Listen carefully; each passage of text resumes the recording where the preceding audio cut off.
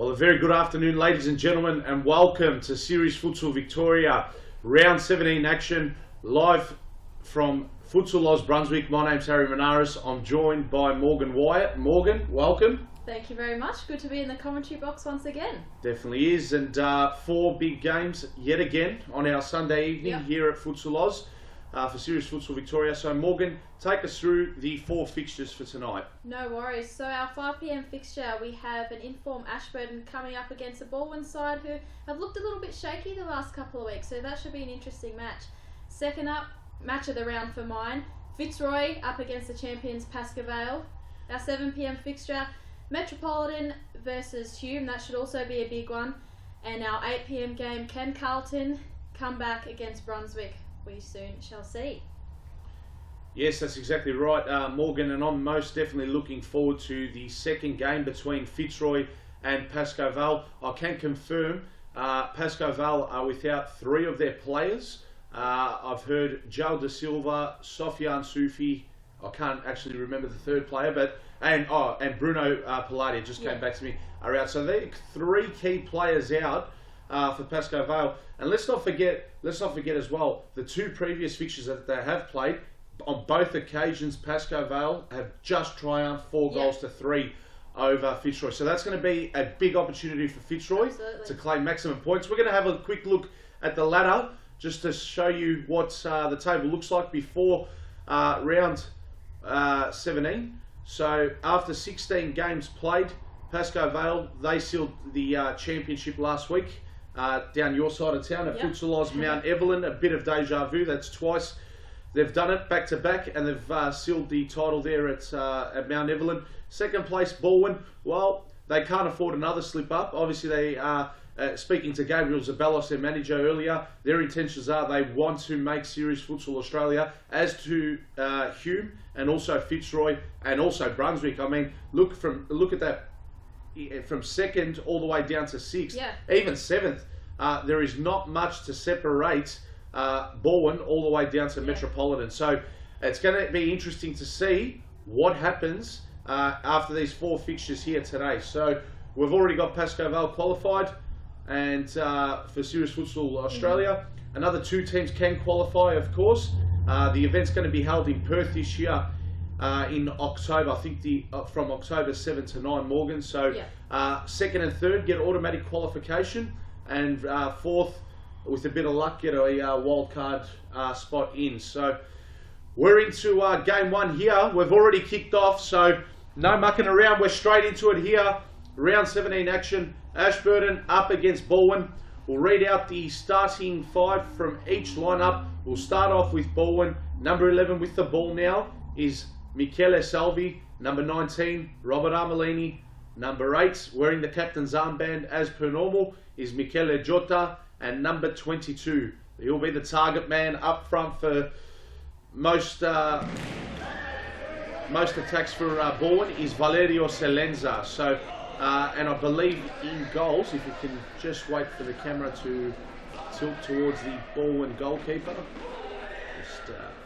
I do believe it'd be Steve Casvan starting off in goals, but it could also be Omid Abdullahi. And in actual fact, it's Omid Abdullahi playing against his former team, Ashburton, in goals. So there's going to be a bit of friendly rivalry out there. Long lost friends between Omid and his former Ashburton teammates. So let's see how this one pans out.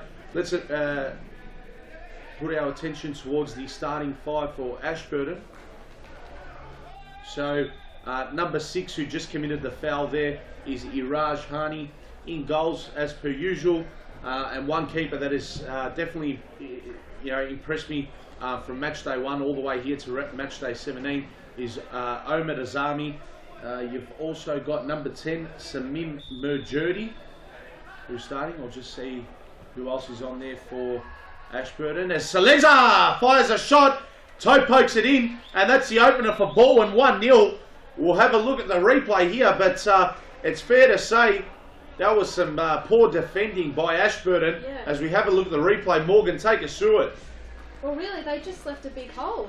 You can see that on the left-hand corner, and all he had to do was distract them a little bit, and they moved off and straight through the middle. Yeah, and assisted with a slight deflection as well. So a bit of luck early on for Balwyn, but luck's sort of been against them in recent weeks. So let's see if there's a bit of a change up in fortune for Balwyn. Yeah, look, you think something's got to fall their way. They've had a few unlucky goals go against them, and of course that game against Metropolitan where they lost in the And that was exactly second. 3 weeks ago on this exact court, Futsal Oz Brunswick, where the buzzer beater was Alex Cobo linking up with Sali Seffel, and with 1.5 seconds left on the clock, they found the winner. And the week before that, they were at Mount Evelyn. They had a 4-1 lead against Brunswick and coughed that up to draw the game 4 goals all. So Balwyn still without Davide Jacovici. I'm always questioning when he will be back, He's overseas in Italy. He's kept a low-key profile. Hasn't been posting much on his Facebook account, so we'll be looking forward to see when Davide Jacovici comes back, as Michele Salvi has pulled the trigger. That was a phenomenal turn and very nearly doubled Balwyn's advantage. And a great save, it must be said there, by Omar Azami, who just got fingertips on that one and conceded the corner. And it's Robert Armelini to bring it in for Balwyn. And it's going to be an Ashburton ball. So number 9 is Ahmed Hassani for Ashburton. Number 4, Amir Beruzi. And that is their starting 5. So 1-0 Balwyn. Salenza the goal scorer. Plenty to play for. If you saw earlier on today, Morgan, on the Series Futsal Victoria Facebook page, I love my predictions. I love seeing how good my Series Futsal Victoria knowledge is. I predicted a 7-5 win to Balwyn, and I mentioned that I think Robert Armelini is going to be the X factor between the two sides. As a shot there by Ahmed Hassani, and it was blocked at the very last second by Armelini himself. Harney with the shot blocked, and Ashburton just retaining possession here. Bit better the build up here by Ashburton, and they've forced a corner and a save off for Omar Abdullahi. As mentioned, the previous, rather a former teammate. And was that a handball there? No, it wasn't. Referees are letting it go. And Harney flicks it out wide, and a shot there. Oh, very nearly. Balwyn lived to see another day. So the shot there was from number 10, Samim Murjudi, and a great save by Omar Abdullahi. He's being made to work early on. He definitely has. Saves. Yeah, Balwyn with the 1-goal advantage, but it's fair to say in the opening 6 minutes, the traffic has been going to the left of screen for most of those 6 minutes, Morgan. It has, but they haven't been able to make the most of the opportunities, whereas Balwyn, they snuck the one home, and at the moment they're on top.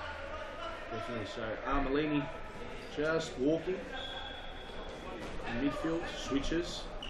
Michele Salvi goes back out wide. Here's Armelini. Salvi, poor pass. That'll be a keeper's throw-in. Azami just rolls it out to Harney. Harney with a switch. Ooh, that was Beruzi almost left it behind him. But Balwyn have regained possession. Salenza, what can he do? Clever feet there by Salenza. Couldn't get around the Ashburton defence though. Beruzi back to Harney. That was risky. But Ashburton will just get a side ball now. That was Samim Majurdi. Knocking it into Salenza. They're playing a bit of tiki-taka in their back half. You don't want to do that too often. It can pay dividends, but it can also be risky. And is that a foul committed on Valerio Salenza? Referee giving nothing. And that's a poor pass. And here we go, wearing the yellow Nikes, as you saw him on the right of screen. It is Mehran Shafai, Ashburton's leading goal scorer, and also their target man up front. So keep your eyes out on him, ladies and gentlemen. If you joined us here, he's taking the corner. You can't miss those fluoro yellow boots. Mehran Shafai, what a phenomenal prospect he has been for Ashburton this season. Yeah. Scoring, assisting, creating, and Salenza with the cheeky chip there. just couldn't get it over Omid Azami, and it's palmed away off Azami's shoulder. Great save by the keeper there. The shot there is blocked by Beruzi. Michele Jota playing it back to Armelini. Here's Michele Salvi. Salvi with the outside of the foot. Michele Jota pleading that he was held and the shirt was being dragged, but nothing doing by the referees. And here we go. There's Mehran Shafai dancing down the wing, zigging and zagging his way through, and forced a save there by Omid Abdullahi. And here we go. Ashburton on the counter and on the break, but it was well defended there by Valerio Selenza, and Ahmed Azani has to just see it out and go for a side ball. Shafai brings it in. Beruzi back to Hani. Seems Ashburton's focus is just to hold possession, knock the ball around, and they'll find the gap to split Balwyn open. But Armelini, great pass, Armelini! And it's Valerio Selenza with his second. Looks like he's come off a little bit ginger after that one. He definitely does. Let's have a look at the replay. And Morgan, take us through it. Yeah, well, go on, sorry. That's all right. Turnover from Ashburton. And Robert Armelini with the through ball again. And Selenza finishes it off. But copped a bit of a knock in that one. Hopefully he's all right. He's gone straight to the bench. And that is why on Harry's hunch, I described Robert Armelini in this game as being the X factor. He's a class player, yeah. One that I love watching. Centimetre perfect balls that we see time and time again. I mean, last week at Mount Evelyn, the ball he played from the halfway line to set up Andrea Zacconi. That was a centimetre perfect ball, and that gave a goal to Andrea Zacconi on a silver platter. So he can score as well, but he definitely does create a lot, Robert Armelini. So the X factor proving to be worthy of my pre-game description as he shoots there, and it's saved there by Omid Azami through the legs. Ball spills out. Ashburton regain possession. Oh, and Bezidpour with the nutmeg. And it's just gone high and wide. Bezidpour on for his first impact of the game. Wearing the number 7 there for Ashburton on screen. 2-0 Balwyn lead. 10 minutes played. Still another 13 to go. And let's have a look at the replay here of this nutmeg. Oh, and Berard Bezidpour has just made Michele Salvi look silly with that nutmeg. I think he enjoyed that one a little bit too. I think he did. He had a cheeky grin on his face. And Azami with the long throw. Oh! And that was a hit. That was a header there by Kademi Ahmed, wearing the number 5 for Ashburton, on for his first time here this evening. And that wasn't too far off. And believe me, Morgan, as a keeper, when your opposite number and your opposite keeper has thrown a long ball just outside your D, and the lightest of touches come off from the target's head, it is almost like being a slips fielder in cricket. Yeah. That is how quick, it's just phenomenal the way they just deflect, and they could go left, right, straight at you, you just don't know. Saves like that. Oh, and a shot there by Mehran Shafai, well blocked there by Omid Abdullahi. But as I was saying, saves like that, nothing to do with positioning or anything like that. It is all reflex. Yes. So Omid Abdullahi showing his cat-like reflexes, and he quickly releases it to Michele Jota there. And Michele Jota goes to Michele Salvi, and back to Jota. Patient build-up. Can he shoot? He does. Over the bar though by Michele Salvi. And Azami releasing Hani. Hani switching out wide to Bezidpour. Bezidpour trying to dance between Salvi and Armelini. But took a heavy touch, and it's a ball inside ball. Here we go. Oh, and that's a poor touch off Mehran Shafai. Did he touch it? Yes, he did. I thought he did. Robert Armelini to bring it in here for Balwyn. And Andrea Zacconi wearing number 10 for Balwyn on for his first impact of the game. He was the only goal scorer for Balwyn last week. As previously mentioned, a phenomenal through ball by Robert Armelini. And he was the only goal scorer in their disappointing 5-1 loss to Brunswick last week at Mount Evelyn. So here we go, and number 14, one of my favourite series Futsal Victoria players as well, for BALWYN in particular. No disrespect to fellow co-commentator Daniel Capillaro, who's in Perth, but your teammate at BALWYN in Oscar Madrina, wearing the number 14 jersey. He's my favourite player, and a great goal there by Michele Salvi. He looks pumped after that. Took them on. He was just dancing and dancing, dribbling with ease, got around almost all of Ashburton's team, and just said, Omar Azami, if you're good, try keep this one out. And Omar Azami couldn't keep this. 1, 2, 3, 4. Yes, he did get around the whole team. And even beat the keeper as well, so 5. Not bad at all. That's a great bit of individual play by Michele Salvi, and that could just as well make next week's play of the round, as we always have a look at last week's play of the round. So round 18 is going to be from Thomastown. If you join us there next week, that may as well make the play of the week. What Michele Salvi just produced then. And Ashburton, they were good in the opening 5-6 minutes, as we said, Morgan, but they just seem to be a little stagnant. They lack that final pass in their front third. But here's a chance for him on the counter. Mehran Shafai selling a bit of candy to Armelini, flicks it out wide. Oh, I couldn't control that. It's Andrea Zacconi coming away with it. Was he fouled? Yes, he was. Am I seeing things correctly here on screen? Is that referee Josh Ring? I think Josh Ring is the referee tonight, assisted by John Nicolakudis. So there you go.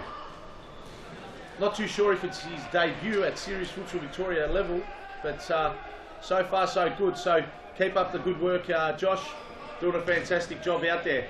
And Mehran Shafai with a shot deflected by number 14, Oscar Magrina. And it's a side ball. And Mehran Shafai with a shot there. That wasn't too far wide. But still, Ashburton yet to get on the score sheet. And they'd want 1 or 2 at least before half-time. And Salenzo with a great shot, but an equally great save there by Omar Azami. And a double save by Omar Azami. He's kept confidently, and that's another great save. Let's see if we can get those 3 saves on replay, because Omar Azami has just pulled out a hat-trick of saves within the space of 10 to 15 seconds. When we get the next opportunity to do so, we'll see if we can have a look at the replay there. But well done, Omar Azami. Sometimes at futsal, Morgan, keepers don't get the credit they deserve, but that was fantastic keeping there by Omar Azami. Saved it almost. Mehran Shafai. Oh, and the touch on number 10 there for Ashburton. Samim Majudi just let him down at the final second as a shot comes in. Dragged wide. They just can't put one away. Correct. But I also think that Omar Abdullahi has kept quite well thus far. Absolutely. Oh. What a great turn that was by Valerio Salenza. And a timeout is called here. So 3-0 is the score. 6 minutes 45 to go. We're going to have a look. We're going to go to a quick ad. We're going to go to a quick ad break, and in this ad break, we're going to see last week's play of the round. Stay tuned, and we'll be back shortly after the timeout break.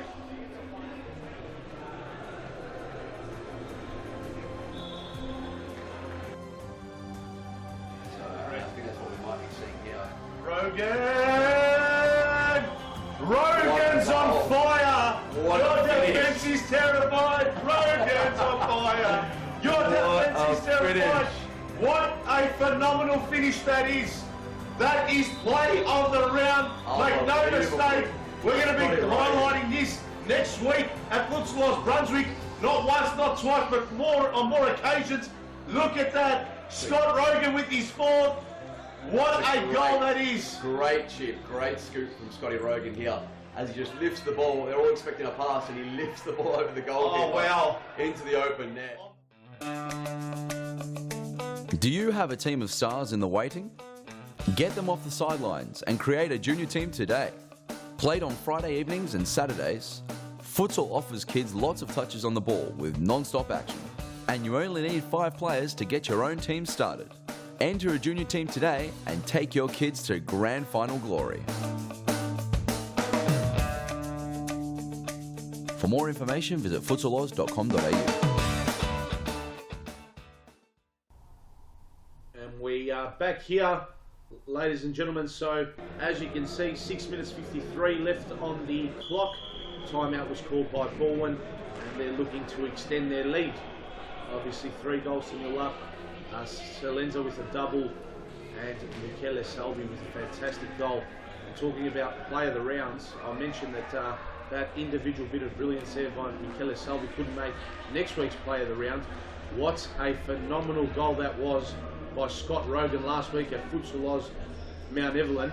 I can almost say, not disrespecting Scott Rogan's skill, but if he was to attempt that shot another 100 times, he would not do that ever again in those 100. Are you sure about that? I don't think he would like you saying that. No, he might not, but that was unbelievable. It was very good. It was well timed, right height on the chip, over Omar Azami, and what made it even look just that little bit better was that it actually went over the goal line on the full as well, and then ruffled into the side netting. So he's having a great season. Oh, he definitely has, and there's a reason why Fitzroy have been performing exceptionally well, especially in recent weeks.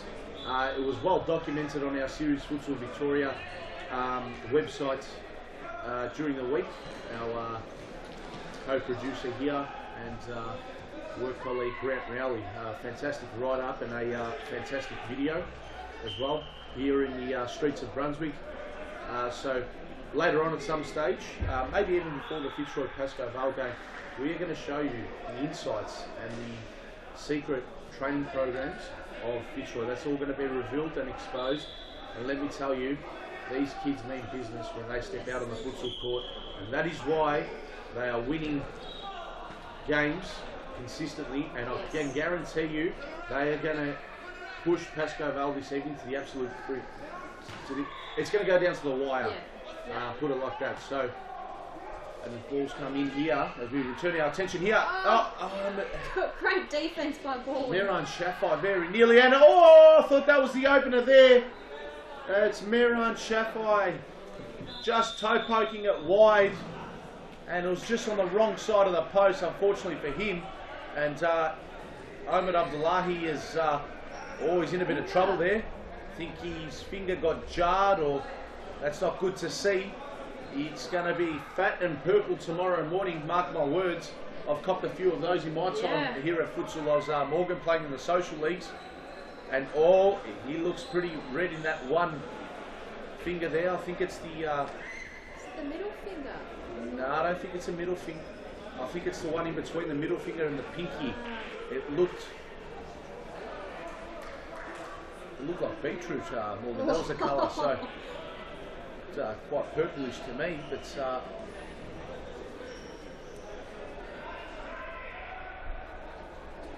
he's in agonising pain. Omar Abdullahi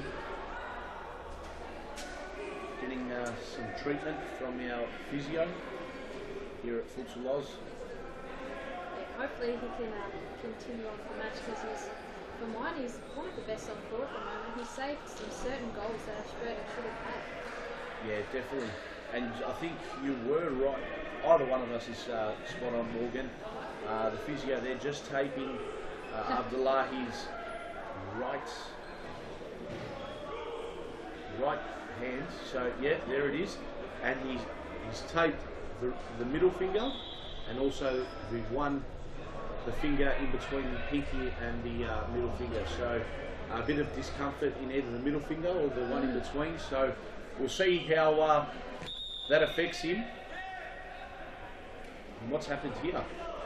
referee John Nicolakoutis. Just blowing his whistle there. And here we go, Michele Jota to Robert Armelini. Here's Armelini. Going back to Andrea Zacconi. Zacconi up the pitch. Jota, heavy touch, turnover, shot. Well wide there by Kademi Hamed. Wearing the number 5 for Ashburton. Oh, was that a foul on Salenza? And talking about, you know, little niggles and injuries, I reckon Salenza, even though he's only played 21 minutes thus far, I think he's going to have to have a nice ice bath tonight, and yes, he's clocked it. Maybe even when he goes home, chuck the good old Radox in the warm bath and just give his body a good recovery session, because he is absolutely being battered by the Ashburton players. Bit of special treatment to Valerio Salenza, but nonetheless he's all smiles, the Italian Valerio Salenza. He's got 2 next to his name out of Balwyn's 3, and Balwyn do lead. So over and up delay. Oh, was that handball? Was that handball? No, it wasn't. I think it was chest. Michele Jota, that is a fantastic last man save. I want to have a look at the replay if we can after this attack is cleared. So it's Robert Armelini, and here we go, there's a side ball. If we can get a look at the replay when we can of Michele Jota's save off the line. And there you go, we've got a foul there. Let's see if we can quickly bring it up now. You replay. So it was Michele Salvi, switched, Robert Armelini, go position away. Meran Shafai, great save there with the feet. And what a great save that is by Michele Jota. Still keeping the sheet clean for Balwyn. And in this sport, Morgan, clean sheets are very, very, very hard to come by. And if you keep a clean sheet at Series Futsal Victoria level, I don't think it's been done this... Oh, it has been, sorry. It has been on 2 occasions. And PASCOE VALE have them both. 3-0 against Brunswick. That was a Futsal Oz Thomastown earlier on. And at that exact same venue, they triumphed against Metropolitan 15-0. So it was that was probably the last of the disastrous results. Nonetheless, he'll be in good company if he does. Oh, Valerio Salenza with the hat-trick. He just made that look too easy. And what a goal that is. Valerio Salenza. He scored 3 out of the 4 for Balwyn. And let's have a look at the replay. Great ball there by Michele Salvi. Centimetre perfect on the turn. And look at that finish. Started on the post, wrapped it on the inside of the post. And there you have it. Balwyn lead 4-0 with a handful of seconds to play in this first half. Much more confident start compared to what we've seen them play these last 4 weeks. So yeah, good signs for Balwyn at this stage. Definitely is. Let's not forget as well how they slipped up against Brunswick Morgan. So I'm sure that'll be in the back of Gabriel Zabalos' mind, and so too the Balwyn players as well. And that's nothing more than a keeper's throw-in. Also to note, I don't think Balwyn have... So Daniel Capellaro's out, obviously, he was interstate in WA. More than likely getting a suntan over the course of the weekend. Perth always provides lovely weather. Unlike Melbourne, you can sometimes get 4 seasons in one day, in particular this time of the year. Who else are they? Matteo Rocca as well, and Davide Jacovici. So 3 big names that are out, and they seem to be cruising right about now, Balwyn. So let's see, can they continue on this sort of form in the second half, or will it be Ashburton coming back with a real strong urgency and fight about them? And Salenza, very nearly had to play that half a second earlier to Michele Jota, and that's going to be all she wrote in his first half. And Michele Jota is not a happy man this half. He's a captain, he should be leading by example. His team's up 4-0, but I understand his frustration as well. A few things have gone against Michele Jota. So what a great first 23 minutes for Balwyn. A hat-trick to Salenza. Michele Salvi with an absolute phenomenal goal. They lead 4-0. They're cruising right about now, Baldwin. I do believe, Morgan. I think they will go on and win this game more comfortably than my 7-5 scoreline that I predicted. But look, we're going to go to an ad break, and we'll be back for the second half after the break. Back shortly. Women's futsal is taking off at Futsal Oz, and you can enter a whole team or come as an individual today. Futsal is fantastic fun and perfect for fitness. It doesn't matter if you are an experienced soccer star or a first-time player, there's a league for you. So round up your gal pals, because now is the time to get kicking at Futsal Oz in our women's futsal leagues.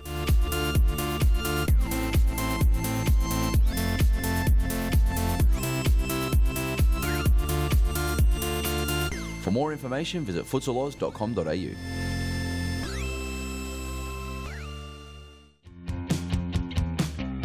Now is the time to enter a team in a Futsal Oz Social League. Open for men, women and mixed teams almost every night of the week. We will match your team's abilities to an appropriate league, giving you a competitive and fun experience. So gather your mates, create a team and become a Futsal Oz Social League champion. For more information, visit futsaloz.com.au. Get a head start on the junior pack by joining Futsal Oz Little Stars preschool program. Our qualified coaches use their international experience to get the most out of your young kids, improving their confidence on the ball, keeping them active and having lots of fun inside our world-class facilities. Parents are treated with quality cafes and premium snacks every Tuesday and Thursday morning. The Little Stars program is open for boys and girls aged 2 to 5 years old. So enroll your little superstar and kickstart their futsal career now. For more information, visit futsaloz.com.au.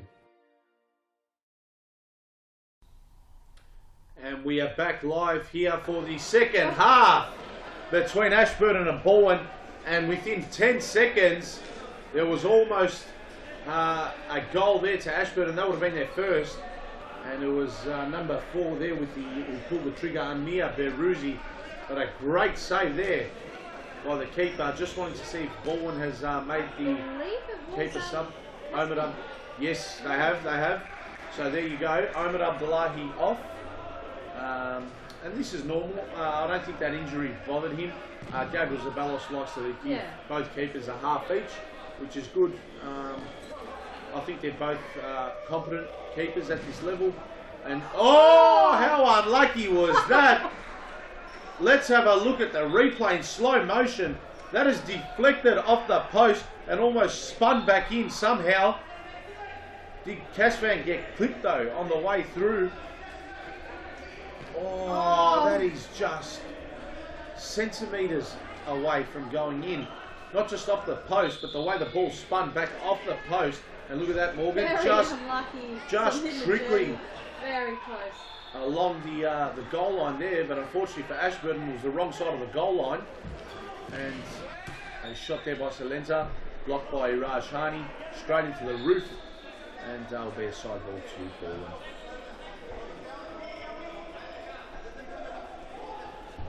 Salenza bringing it in. Michele Salvi. Shot there by Oscar Negrino. It's high and wide. Wasn't ever going to trouble Mohamed Abdullahi. The journey. Pass intercepted there by Malenio Salenza. And they're usually bringing in. A shot there by Majority, blocked by Salvi. Side ball Ashburton. So this next 7 to 10 minute period, Morgan, it's very, very crucial to both teams. The game is in the balance. It's fair to say it is advantage Baldwyn, but we've seen Ashburton, they've got an attitude, and their attitude is never say die. Yes. We've seen them come back from this position. They can score quickly. They can. If they get a sniff of one can easily turn into two can turn into 3. We've seen it time and time again. Great challenge there by the Ashburton player. Ball to regain possession. That's Malini knocking around with Oscar Negrino. Long ball up forward, and that is a side ball to Ashburton. Amazani long up the line, and Steve Casvan, his opposite number, will collect it, mop up, release. And So Ashburton living dangerously in their back half, very nearly. But Majority, great ball. Oh! That would have been something. Mia Beruzzi just wide, and make no mistake, Morgan, if that went in the back of the net, that would have been the best team goal, and Michele Salvi makes them pay. It is the big 5 on the board for BALWYN, and a big donut next to the name of Ashburton. Could have easily been 1 or 2 for Ashburton, but that's what happens when you don't make the most of your chances up one end. The other team is going to go to the other end and just make you pay. And BALWYN, that's an intelligent ball by Michele Salvi. And then on the follow-up, he's just slotted it in. He was looking for Salenza at the back stick. So BALWYN 5, Ashburton 0. Salenza with the hat-trick. Michele Salvi with a double. 2 goal scorers only for BALWYN, over 5 goals. So there you go. And a foul committed by, actually I'm going to call him number 14, Oscar McGreen. Pardon me to our viewers at home and to anyone watching. It's not Oscar McGreen. Normally Oscar McGreen does. With the number 14 Guernsey, and Iraj Hani pulled the trigger there and placed Casvan in a spot of bother, but he somehow managed to get a palm on it and just to his BALWYN defenders, and they had to concede the corner as Iraj Hani takes a shot and it's well wide. So Steve Casvan not troubled there, but the previous attack he was definitely troubled. And a header by Iraj Hani has gone out for a BALWYN corner. 18 minutes to go in this one.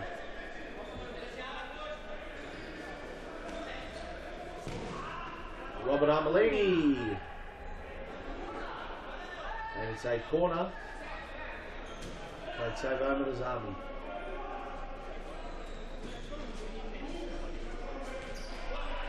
What can they come up with here, Ashburton? Not much. Majority bringing it back in. Arnie to Beruzzi. A 1-2. Arnie trying to dance around the BALWYN players, but he's given away possession. You don't want to be trying to dance around Robert Armelini. Robert Armelini switches.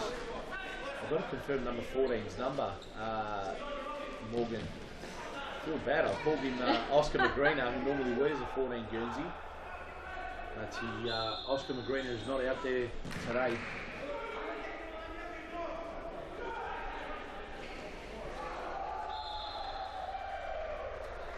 And here we go. Armelini. Long ball looking for Zacconi, couldn't find him. Hani intercepts. Goes to Beruzzi, and again they linked up with the 1-2. And the referee, Josh Ring there, just blowing his whistle. Bit of contact. So it is Ashburton's ball. Here we go. The shot! Oh, there's the opener! Ahmed Hassani. What a great goal that was. What a great strike.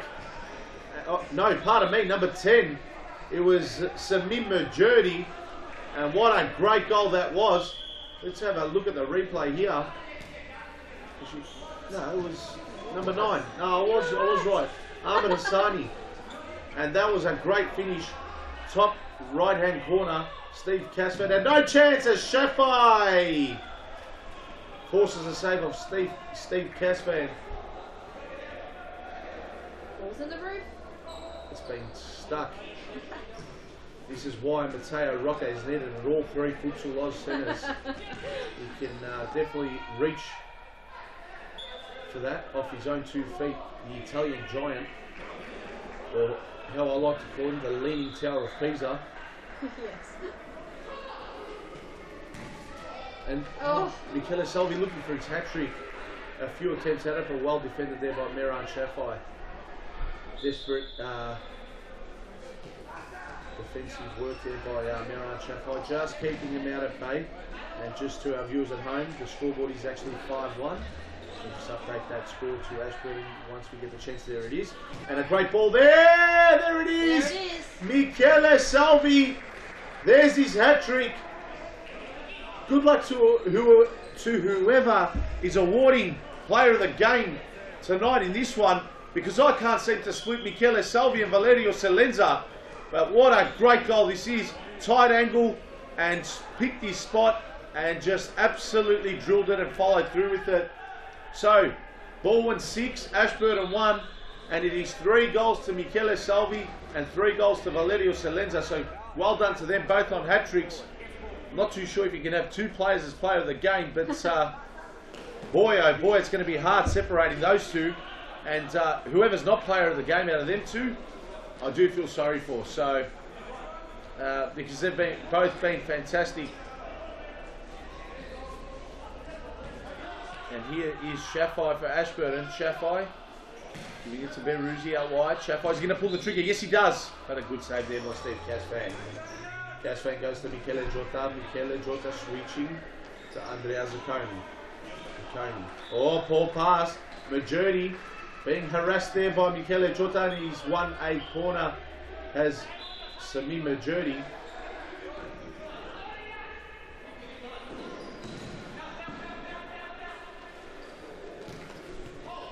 Shaffai goes to Majority. Shaffai! Great save, Steve Casvan. What a save that is. Diving to his left. It came at him hard and low. And that's a routine save there by Steve Casvan. Not too sure what he was doing there. That was a bit optimistic. But Steve Casvan, great saves. Bit of an adrenaline rush and he screwed it up. Maybe a bit of frustration in his teammates. Potentially. Miran Shaffai clever, that was clever, but just not enough on it to directly into his pathway. Michele Salvi, the ball's hit the roof. This time it hasn't been stuck in the roof, and it will be a ball inside ball. Here's Michele Jota bringing it in. Michele Jota, Zucconi shoots, carried away. Beruzzi trying to trap that, but Armelini got there first. He plays it back to Steve Casvan. Casvan with a risky ball to Michele Jota, who just had to clear his lines, and that he did. And it's Beruzzi playing it back to Iraj Hani. Iraj Hani, he found Shaffai, but the ball deceived him. And what's Hani going to do here? Robert Armelini gets there first. Robert Armelini just ran out of space there. No, he didn't. He forced a corner. Well done, Robert Armelini. So here we go. Michele Jota. Andrea Zucconi. Michele Jota.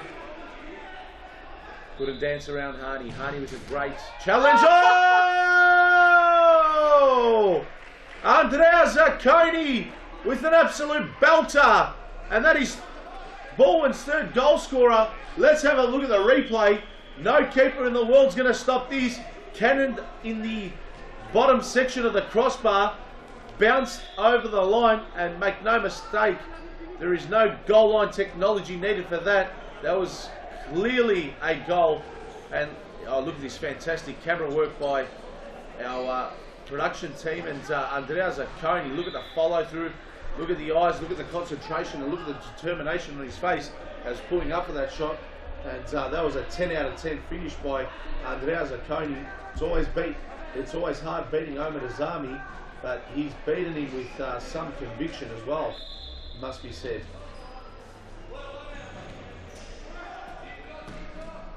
And a great save there by Steve Casvan. Corner to Ashburton.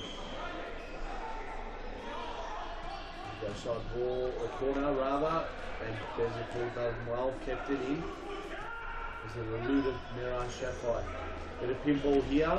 The Baldwyn's back half. Bezetpour. No, couldn't keep it at his feet. It's been toe poked out of harm's way for Baldwyn temporarily, and Iraj Hani brings it back in. He goes to Miran Shaffai. Switching out wide. Steve Casvan done well there. Read the play well there, and it is nothing more than a side ball from Ashburton. Here we go. Bezetpour. Shaffai. There's a bit of pinball in midfield here, and a foul's been given. A foul has been given.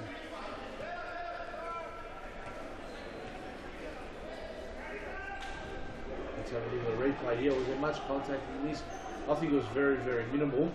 In actual fact, there wasn't much in that, to be fair, but it always looks bad to a referee when you go reaching for the ball with feet in the air, whether it's 1 or 2 feet in the air. So I think John Nicolakudis and Josh Ring have made the correct call there, as Ashburton very nearly scored their second, and Bezatport with a shot, and it's been blocked.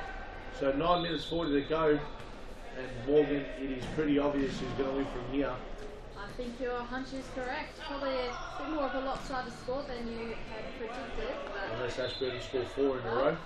We know they can do that, so I wouldn't put past them at this stage. They're patiently building up, patiently building up.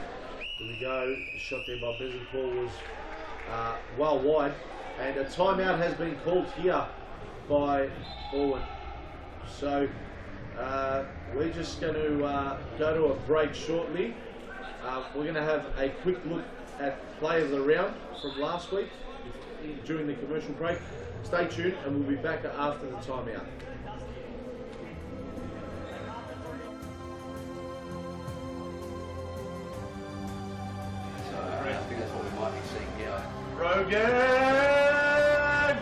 Rogan's on fire! Your defense is terrified! Rogan's on fire! Your defense is terrified!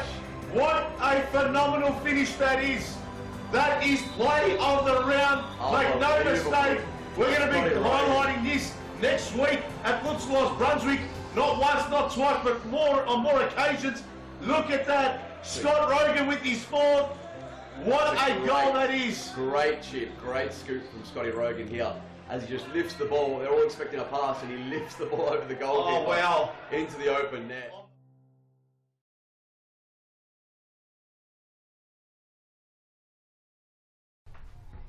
And we're back live, everybody. Ashburton with all the work to do. Timeout was just called, and we are back in live play. BALWYN in control at the moment. Harry, and it's fair to say Ashburton have a lot of work to do in the rest of this match. Yeah, they definitely do, Morgan. I think you know, they need to start rolling the dice here. They need to take brave risks. They've just been too stagnant for my liking. They've lacked creativity in their final third, and BALWYN have been very clinical today. So a great turnaround by BALWYN in regards to their performance here. And make no mistake, I'm pretty sure Gabriel Zabalos, if we can catch him on screen, there he is, who just caught the ball, he'd have a massive smile on his face after the game. He doesn't get too animated throughout the game, but once you see him after a game, there you go. He's barking out instructions at this point in time. But yeah, he'll have a big smile on his face. He loves nothing more than securing 3 points and getting the big W on a Sunday evening. Here's Bezatport dancing around. Bezatport, and they're the type of risks Ashburton have to take. The pass, just a little bit too much mustard on that one for number 9, who was it? Yeah, Ahmed Hassani it was. And if he got to it, Ahmed Hassani could well have been in on goals there. Here's Bezatport. Bezatport. A shot there by Ahmed Hassani. Straight at Casvan. Casvan caught it on his chest. But here we go. Ashburton are really pressing here. And oh, Bezatport is looking for Ahmed Hassani. And if Hassani got a touch on that in the direction of the goals, I think that would have been 7-2. Is that a foul on Salenza? No. Play on is the call by the referees. That is a poor ball by Kademi Hamed. There was no one there. I don't know what he was doing passing it over there. However, Casvan throws it to Salenza. Salenza was looking for Armelini. He was blocked there. And this is a type of game that I wanted Ashburton to play. And the question must be asked, Morgan, why haven't we seen more of this from Ashburton from earlier on and from the get-go? Yeah. And Bezatport has let a golden opportunity just slip through Ashburton's grasp, and they have missed quite a few golden opportunities here, Ashburton, but don't take anything away from BALWYN. They have been the better side. Yes. There you go. I think that's the last touch off Ahmed Hassani. It'll be a BALWYN ball. just over 6 minutes to go in this one, and that is game 1 of 4 done. Stay tuned as well, folks. We've still got another 3 big games to come here from Series Futsal Victoria, and we hope you can all join us in at some point in time throughout the evening, but make sure you get on board and watch the live stream for game 2, because it is going to be an absolute cracker between Fitzroy and PASCOE VALE.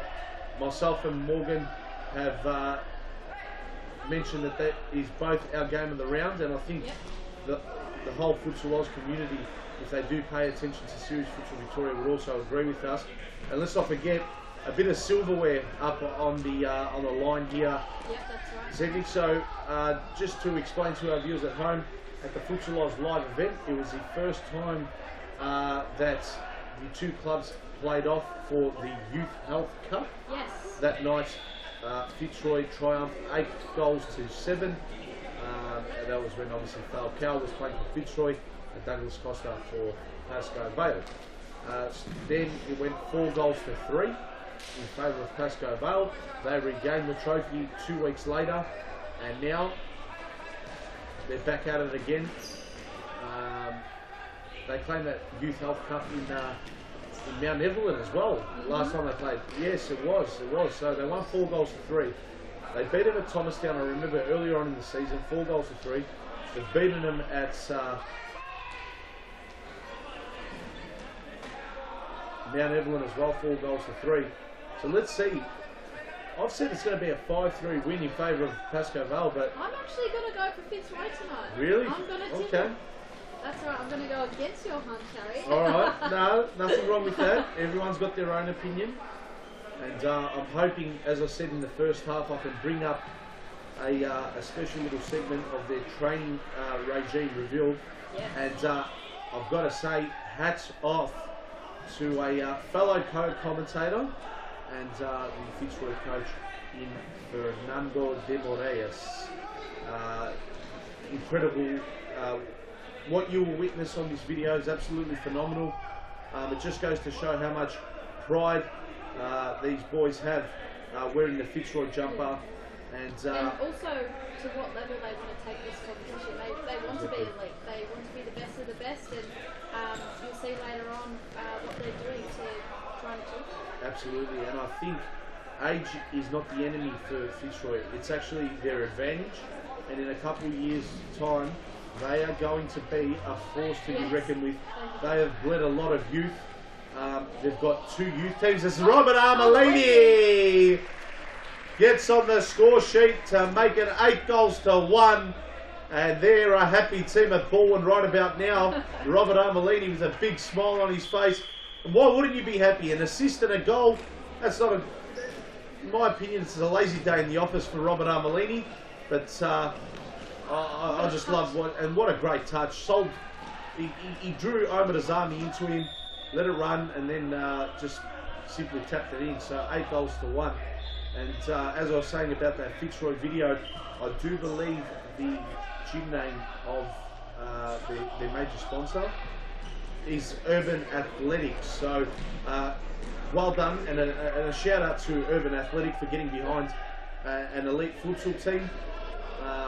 You know, even to our sponsors here at Futsal Oz, thank you for jumping on board and sponsoring us. And we hope all of the Futsal Oz community and anyone watching at home can sponsor them as well and support them as well as they support us. And yellow cards going out left, right and centre. And BALWYN have just conceded their 5th team foul.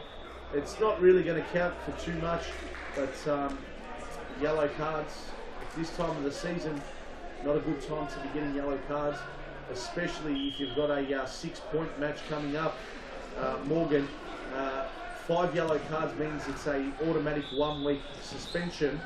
And Bezapur, and there you go, Samim Majudi, great hit, great strike. A little bit of, we'll have a look at the replay here. Let's have a look at the replay. So it's not going to really discomfort or change much, but that was a great build-up by the Ashburton boys there, and Majudi, great finish, slotted it in between Zacconi and the coast. So Good finishing. It's just going to add respectability to the scoreboard. Here we go, Harney to Bezatpor. Just over a minute and a half left in this one. Reminder, each time there is a stoppage, the clock does stop rather. So, and Armelini with a audacious effort. Well wide there. Ahmed's Army let it run out. Here's Majority, one of the 2 goal scorers for Ashburton. And Bezatpor dancing around as he always does, and a shot saved there by Steve Casvan. Side ball. Bezatpor. And Hardy at the back stick there, just extending his foot, and it went well over the bar. So 53 seconds and counting. Steve Casvan, the long throw.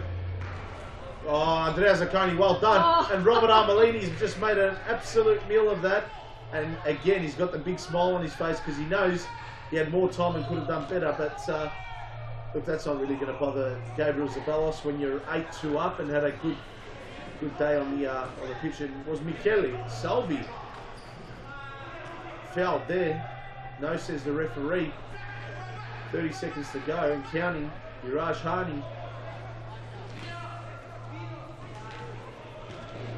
Michele Salvi just over the bar.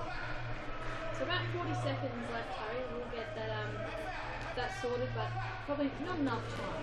Definitely not enough time, but Bit of Bezatpor. consolation goal there, Bezatpor, nice finish. What a great goal that was. So 8 goals to 3 is what Baldwyn lead by. And let's have a look at the replay. This is a great strike by Berard Bezatpor. And we see him just weave in and out all the time. And he dropped the shoulder there, got around Michele Jota. And that is a great finish, almost nicking the post on its way in. Side netting, no keeper is going to stop that. And Steve Casvan just collects it there. The long throw, looking for Andrea Zacconi. It's Michele Salvi. And that's going to be all she wrote in just a handful of seconds' time as Iraj Hani danced around Robert Armelini. Casvan with a great save. And Baldwyn are going to get the 3 points. So they're not dropping out of second position, irrespective of what happens in the next 3 fixtures. And majority just adds another consolation goal. So 8 goals to 4. Harry's hunch was almost correct. Oh, I had it 7-5. So, and that is full time, ladies and gentlemen. The buzzer has sounded, and Samim Majority getting his second, but all too little, too late in the end for Ashburton. And well done to Baldwyn, in particular, Valerio Celenza, and also Michele Salvi. And we're going to go to a quick break.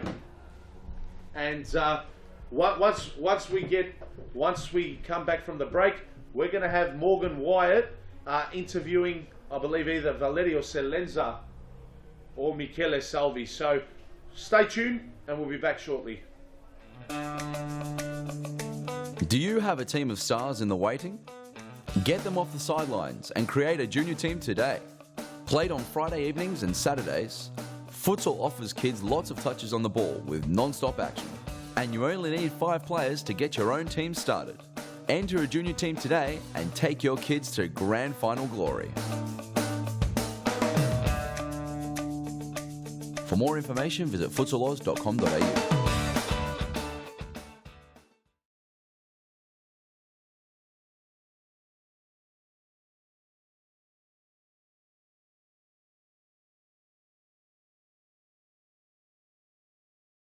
Ladies and gentlemen, we're back from the break, and as you can see, both teams preparing for the match of the round. On screen you see the boys from Fitzroy just going through their warm-up, and we're going to go down to Morgan Wyatt, who's on the sidelines ready for an interview. Morgan, who do you have for us? Thanks very much, Harry. Well, I'm joined by Valerio Celenza, who has just got covered in water. Now, I have a bit of sad news for you, Harry. Valero's going back home to Italy. This was his last match for BALWYN, so sad news, but a good way to finish. A wonderful way. So I didn't expect to finish with a win finally, because last few matches we didn't play the way we used to. So I'm very happy, because before a team we are a group of friends. So it was very important finish in this way. Yes. And I'm sure you have a lot of thank yous that you want to send out to your team, Gabriel and the boys. Yes, definitely, yes. They are fantastic group. Outside the court, before the match, before the Sunday, during the week, we are, I don't know what to say, a wonderful group, you know. I'm sad, I have to go back to Italy, I can't stay anymore, but it has been a fantastic experience, yeah. Never before, never like this. So I want to thank you, all of you, for all you've done this year, last year as well. So thanks for everything. Well, thank you very much. We're very sad to see you go, but we hope to see you back soon at Futsal Oz. I will check the website as well, no worries. Yeah, thank you very much. All the best back home in Italy. Thank you very much. Thank you.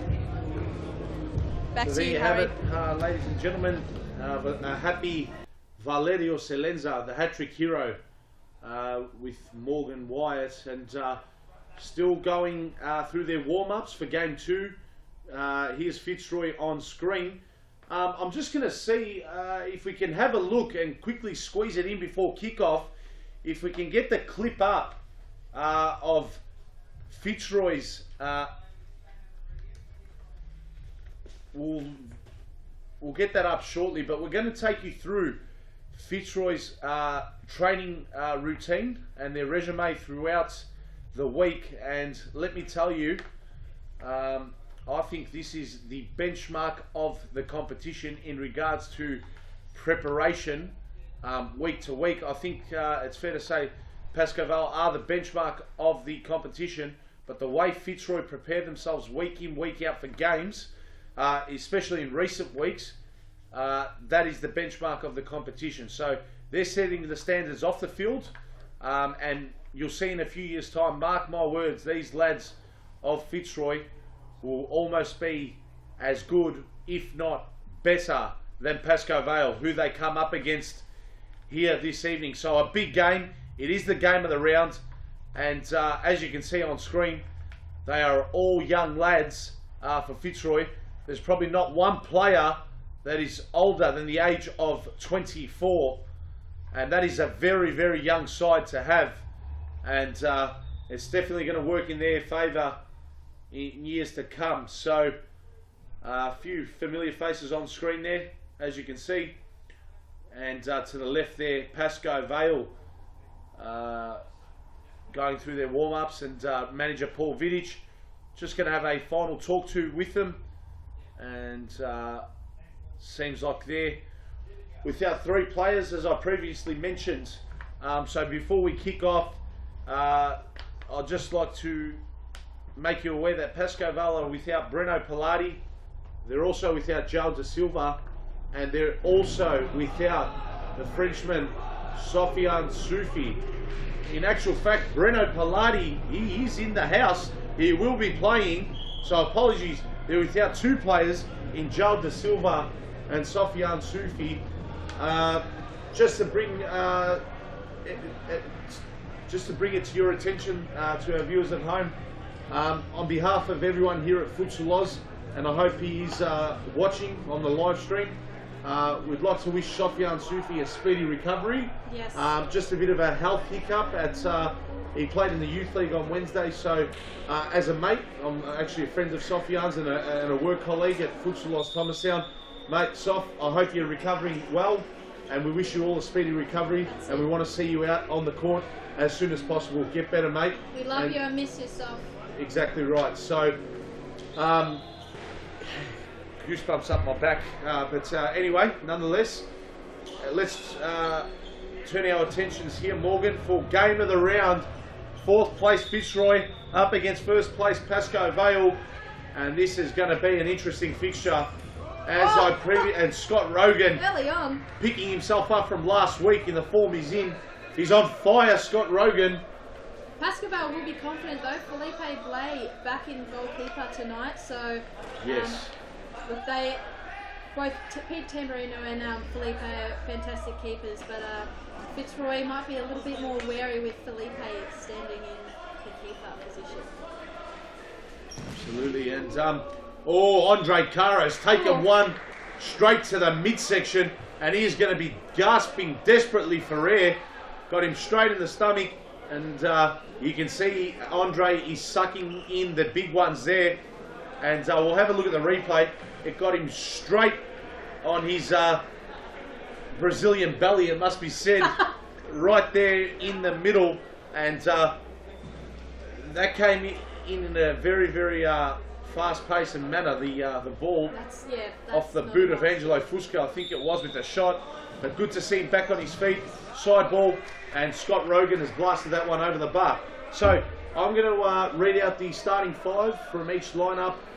Morgan, so in goals for PASCOE Vale, number 32 Felipe VALE, number 11 Andre Caro, number 4 Richard Ferguson, number 20 it's Victor Ray. Foul committed by Victor on Scott Rogan, and you also have I'm just trying to think. Richard Ferguson. Number 6 is yes, Richard Ferguson.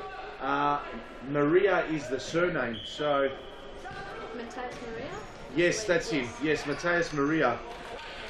So that's the Mateus Maria is the last man for PASCOE Vale. I'm just jotting it down on my team sheet here. And let's turn our attention here to Fitzroy, Morgan. We have Scott Rogan, number 7.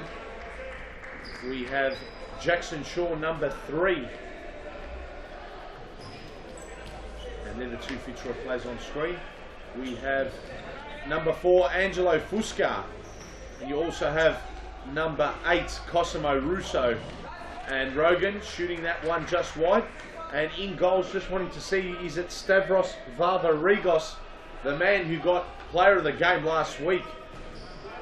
2 weeks ago.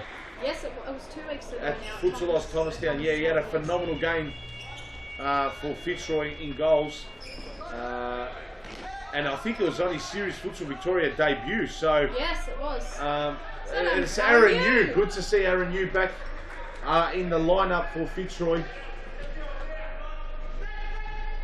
Cosimo Russo goes to Ange Fusca, back to Russo. Fusca, the shot. Last touch off Maria. Side ball Fitzroy. And Cosimo Russo brings it back in. And Fusca shoots. And a save there made by Felipe VALE. It is a corner to Fitzroy. It'll be Angelo Fusca taking it in. And he goes all the way back to Jackson Shaw! Oh. Jackson Shaw! Very nearly. What an opening goal that would have been. And that definitely would have been, he would have put his hand up for goal of the season with that strike. Hit it off the sweet spot, just leaned back. Or was that a handball there by Aaron Yu? Not given by referee John Nicolakutis. And don't know what happened there. I think the feet of Victor Ray were over the line, and it is now a Fitzroy ball. But let's have a look at the replay here. So a great save there by Felipe VALE, and there you have Fusca scooping it all the way back. And look how he just leans back, hits it on the middle to the outside of the foot, and that created that swerve and dip on the ball, which almost very nearly beat Felipe VALE. But the boys from Fitzroy, they seem like they're up for it here. They seem like they're in a dogfight, and revenge will be sweet, believe me. They were absolutely devastated. Morgan it was about 6 or 7 weeks ago at Futsal Oz Mount Evelyn. They led 3-1 with about 6 or 7 minutes left on the clock. And the champions at PASCOE Vale are, and their never say die attitude, got them over the line in the end. They ended up winning that 4-3. And in Thomastown earlier on in the season, I think it was round 2 or round 5, it ended up being a PASCOE Vale win, 4-3. So it seems like Fitzroy match up well against PASCOE Vale, And without Sofiane Soufi and Joel Da Silva, that's only going to assist Fitzroy Yes, absolutely. to seal maximum points here. PASCOE VALE, though, not really playing for much. They're playing for pride. They've already stitched up the title and they've gone back to back. So congratulations to PASCOE VALE. Some great scenes at Futsal Oz Mount Evelyn last week when they won the trophy. And on our series Futsal Victoria website, some well-documented articles in regards to Andre Caro and the way PASCOE VALE get themselves ready and organised for games, not just once every so often, but on a week-to-week basis. So, like I said, Morgan, when you were down with Valerio Salenza interviewing him in the previous game, we didn't get the opportunity to have a look at Fitzroy's secret training program. However, Fitzroy, make no mistake, are setting the example of how to train like a professional unit. Yes. Off the field, but currently on the field, PASCOE VALE are the benchmark on the competition. So, PASCOE VALE, benchmark of the competition. Fitzroy, benchmark of the competition off the futsal field, in my opinion. So, there's going to be very, very little to separate these two sides. Harry's hunch has predicted a 5-3 win to PASCOE VALE. So, let's see how close I can come to that scoreline.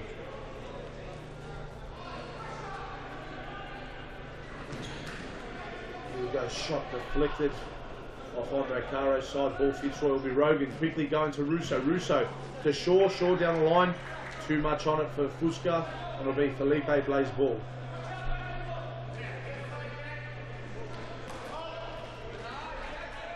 No foul there. Russo to Rogan. Rogan just poor touch, let him down. And here's Tiago Martin switching to Breno Pilati on for his first time. And let's see what Breno Pilati can do here. Here's Cosimo Russo playing it back to Scott Rogan. Rogan, who's in unbelievable form, Scott Rogan. He is. And he won last week's player of the round, player of the game, and also he had the play of the round, which we saw earlier on in the broadcast here. And what a cheeky goal that was. But it takes a lot of skill to score goals like that, so his intent was to shoot and score. Instead he chipped and scored rather than shooting. And Fusca just knocking that up the line. So I can't believe we've already travelled 9 minutes in this one. Morgan, time flies when you're having fun, they say, and still the deadlock has not been broken. And there's been very few chances for both sides. But here's Scott Rogan. Oh, I thought that was almost a handball by Breno Pilati. The referees didn't agree with me. They had a bit of view on screen. Paul Vidic. He would have been very disappointed to miss the match last week in Mount Evelyn where the boys wrapped up the title. So I'm sure he's very proud and glad to be back this week. Well, they just pipped Metropolitan right at the end, 7 goals to 5. And let's not forget that last time those two sides met, there was a 15-0 drumming by PASCOE VALE, and they just added insult to injury on the boys from Metropolitan. We'll be seeing Metropolitan up in action next. Game 3 of match day 17. They will be up against Hume, and game 4 will be CARLTON up against Brunswick. And for those who are interstate and joining us, in terms of a demographic profile here in Melbourne, CARLTON and Brunswick are neighbouring suburbs, so it is going to be a local derby. And we know local derbies can also tend to heat up as well. It could be a few red cards, a few penalties, a bit of everything. Who knows, Morgan? But we don't want to obviously see red cards. It's all part of the drama, of course. And oh, poor touch there by. Oh no, Breno Pilati let it run through because there was a touch off Cosimo Russo. Felipe Blaise, long throw. So we see Alistair. Oh, I thought that was a foul on Scott Rogan. He absolutely got. I think he's received whiplash there. And he's more red in the face now than he is in the hair. Scott Rogan. Great ball there to Cosimo Russo, but great defending there by Richard Ferguson. And Alistair Dunlop is now on the court for Fitzroy. Yes, wearing number 10 Guernsey. He goes to Angelo Fusca running out of space, but he's done well there. Well he done. turned Breno Palati inside out. Done, And Scott Rogan, what a goal that is. Angelo Fusca, take a bow, son. Let's have a look at the replay. Look at the feet here of Angelo Fusca. He was, and how he has turned out a player. He's turned Breno Palati inside out. A player of Breno Palati's calibre should never be turned inside out, especially with the fine line of space that Angelo Fusca had. Take a bow, Angelo Fusca. That's one of the best assists I've seen in the season thus far. Fantastic. And a great finish there by Scott Rogan. And he's on the score sheet yet again. 1-0 Fitzroy. And this is a very, very similar start to that fixture about 6 or 7 weeks ago at Futsal Oz Mount Evelyn, Morgan. Yeah, this would be a big test of their improvement. If we've seen them in these positions before and they've previously given up their lead, can they hold on and can they capitalise on it?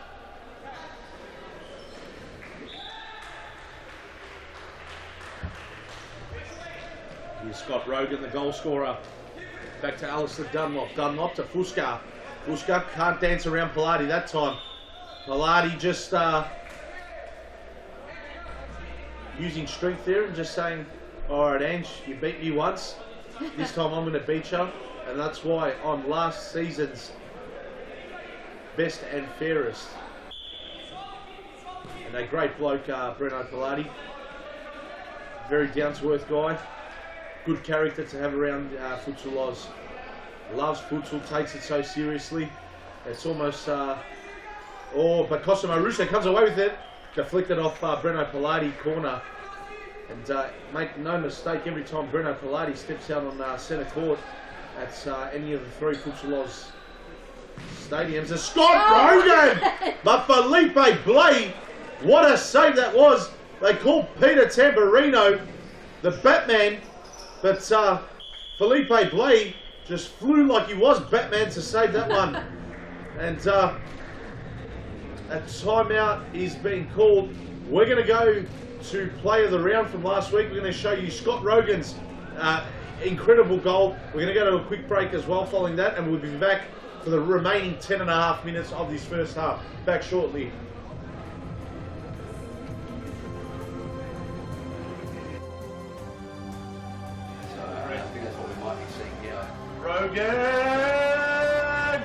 Rogan's on fire! Your defense is terrified! Rogan's on fire! Your defense is terrified! What a phenomenal finish that is! That is play of the round. Make no mistake, we're going to be highlighting this next week at Futsal Oz Brunswick. Not once, not twice, but on more occasions. Look at that. Scott Rogan with his 4th. What a goal that is! Great chip, great scoop from Scotty Rogan here. As he just lifts the ball, they're all expecting a pass, and he lifts the ball over the goalkeeper into the open net. Do you have a team of stars in the waiting? Get them off the sidelines and create a junior team today. Played on Friday evenings and Saturdays, Futsal offers kids lots of touches on the ball with non-stop action. And you only need 5 players to get your own team started. Enter a junior team today and take your kids to grand final glory. For more information, visit futsaloz.com.au.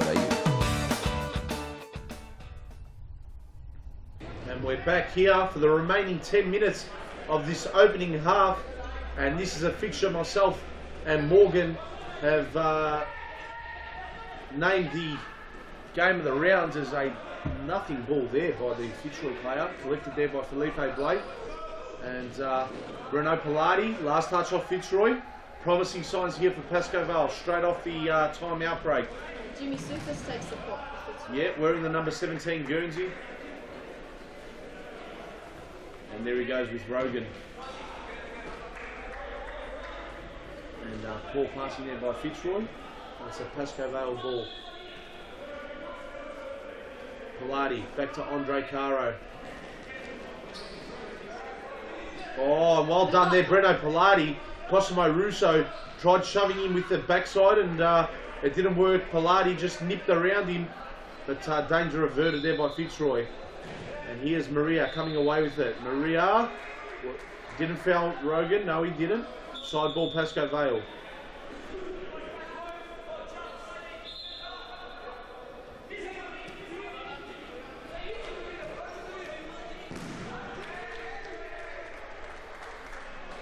And side ball here to Pascoe Vale as Maria shoots, and that is a great save by Aaron Yu. Fantastic save, Aaron Yu. Concedes the corner. That one would have tested out his knee a little bit, I would Yeah, say. he's been a bit ginger recently on the knee. And it is a Pascoe Vale corner, and Pilati just jammed that one a little bit wide. And just off a little bit of the topic, I got a lovely message by Sofian Sufi, just saying a thank you and a few love heart emojis as well. So thank you, Sof, and hope you're enjoying the coverage, and fingers crossed for your sake the boys from Pascoe Vale can get the 3 points. And Breno Pilati has regained possession. Last touch off Cosimo Russo. Let's see what they can do here, Pascoe Vale. And I think I just saw Llewellyn Stone make his way into the court. Yeah, wearing the number 5 Guernsey would Llewellyn Stone. And Felipe Blay with a shot that was blocked. And just playing safety first there, Felipe Blay conceding a side ball. And Rogan to Dunlop, Dunlop to Jackson Short, Dunlop. Great touch, Vaccaro gets there in the nick of time. And last touch off Martins will be a Fitzroy side ball. Here is Alistair Dunlop. Dunlop switching it in. Rogan up the line. And Llewellyn Stone lost it. Almost had it back. But it ends up with Breno Pilati, who goes to his compatriot in Andre Caro. The Brazilians linking up. And here's Tiago Martins. And Felipe Blay is in goals. It's almost a Brazilian star-studded lineup out there for Pascoe Vale. Well, if Balwyn are the Italians, then Pascoe Vale is certainly the Brazilians, exactly right. Take your pick, Sao Paulo, Rio de Janeiro, wherever you want. It's a lovely country, and Alistair Dunlop has scored Fitzroy second, and they mean business today, Fitzroy. Let's have a look at the replay. And as you can see there, Rogan forcing the save of Felipe Blay. But Maria, that is a poor clearance, and Alistair Dunlop was just like a crocodile waiting to be fed. And when he saw the ball come in his direction, his eyes would have lit up. They would have lit up, and rather than the jaw snapping, the foot was used as a trigger, and the trigger was executed perfectly, well slotted. They lead 2-0. And here he is, Alistair Dunlop. Scott Rogan. Just wide.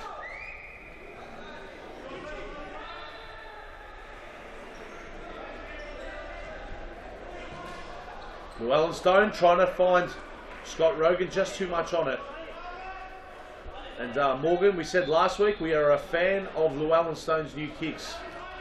Yes, they are quite nice. Yeah. And just if we can get our camera to have a look, it is a jam-packed crowd here at Futsal Oz Brunswick. I think a few people are on Facebook Messenger, Snapchat, or maybe even Tinder. Mo Ayache. Yeah. And Mo Mata just on the sidelines there. He'll be getting changed very shortly into his strip, as he'll be playing for Hume up against Metropolitan, and that's the game to follow this. And as I was saying before as well, and look at the crowd as well, even behind the goals, there is standing room only here at Futsal Oz Brunswick this evening. And there you have it. It is packed right throughout. And we've also got our social leagues being played on court 2 as well. And It's a fantastic environment, one that I am proud to be a part of. And there you have it, social leagues, elite men's, women's and mixed competitions. Enter your team now, futsaloz.com.au. If you can't bring a team together, we're happy to individually place you in an existing team already, and you can be a part of all the fun here at Futsal Oz, as Andre Caro has just pulled the trigger, and that's cannoned into the post. And let me tell you, the goal frame is almost still shaking after that attempt by Andre Caro. He hit it with that much venom. Felipe Blay, risky. Andre Caro, last touch of Scott Rogan. And as I was saying about the Brazilian boys from PASCOE VALE, Morgan, Rio de Janeiro is hosting the Olympic Games right about now. And good to see that Australia are on top of the medal count with 2 golds and a bronze. So very exciting. We're on top of the enemies in particular the USA. Yes. They've only got the 1 gold but the 4 silvers. I don't think China's even won a medal yet. So the Australians doing us very, very proud in Rio de Janeiro. And we hope one day that futsal can be an Olympic sport. And I believe it does deserve to be an Olympic sport. Absolutely. I mean, if you look at the game of tennis, that's an Olympic sport, and so too is table tennis. So my question is to the IOC, the International Olympic Committee, if there's outdoor football that's been given the nod as an Olympic sport, why too can't futsal be an Olympic sport? So I'd pray that in 2020, wherever the next games are held, we see we see futsal included, and I believe it is in Tokyo, Japan. So if futsal's included, Morgan, I might book the tickets. And that's a... Now I do believe I just got confirmation that surfing got the nod for the next Olympics. So we may be waiting another 8 years for that. But you never know, we might see this whole Fitzroy lineup in our first Australian Futsal Olympics squad, because these boys are certainly young enough to be still playing in 8 years' time, that's for sure. Yeah, definitely. It'd be good to see some of these boys out here today, in particular from the Fitzroy side of things. Pull on the Futsal Rouge Guernsey and hopefully chase the gold in 2024. We'll see, but here's Bruno Pilati, and was looking to spot out Richard Ferguson. Low percentage play there. Was trying to get him, but just wide of his intended target. And Felipe Blay will collect that for PASCOE VALE. Trickles it out to Martins. Caro. It's not the usual PASCOE VALE we've seen here this evening, Morgan. No. They seem a little bit complacent, a little bit flat-footed. But look, they are the champions. You can excuse them for having a bad day in the office and keeping their eye off the ball. But I can assure you that Andre Caro and Paul Vidic will not be excusing anything at this point in time. Okay.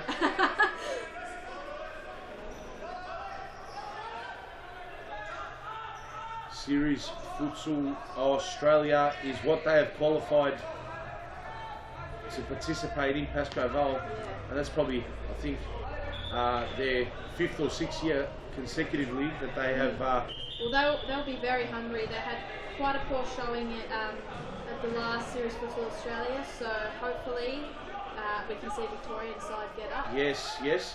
And if memory serves me correctly, Morgan, last time it was obviously known as the FAFL rather than Series Futsal Australia, and that was the day that the rebranding got announced. Yes, correct. So there was exciting news there. But I do believe the Vic Vipers knocked PASCOE VALE out. I believe so, yes. In the FAFL, which is now known as Series Futsal Australia, of course, which is quite interesting because during the normal Nike V-League season, as it was previously known as then, PASCOE VALE always got the better of the Vic Vipers.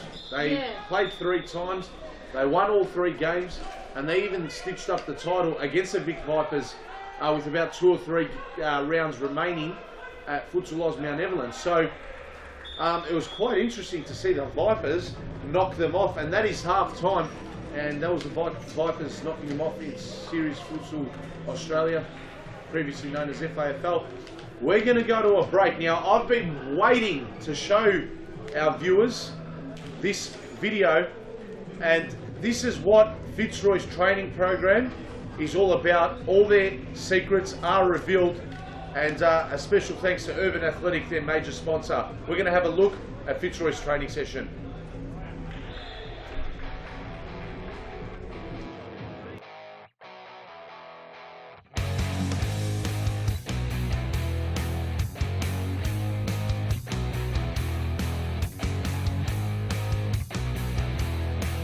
Fernando, can you tell us why the Fitzroy Futsal Club is coming to the gym as part of its preparation and training for Series Futsal Victoria? Look, we're trying to get the team more prepared for for the competitions, the yearly competitions. I thought the players need more preparations, and then I had a good chat with one of our players, which is heavily involved here, Urban Athletic. We ended up having a good partnership, and then they sponsor us, and we have all programs. They design programs for one of us. In the long term, will help us a lot.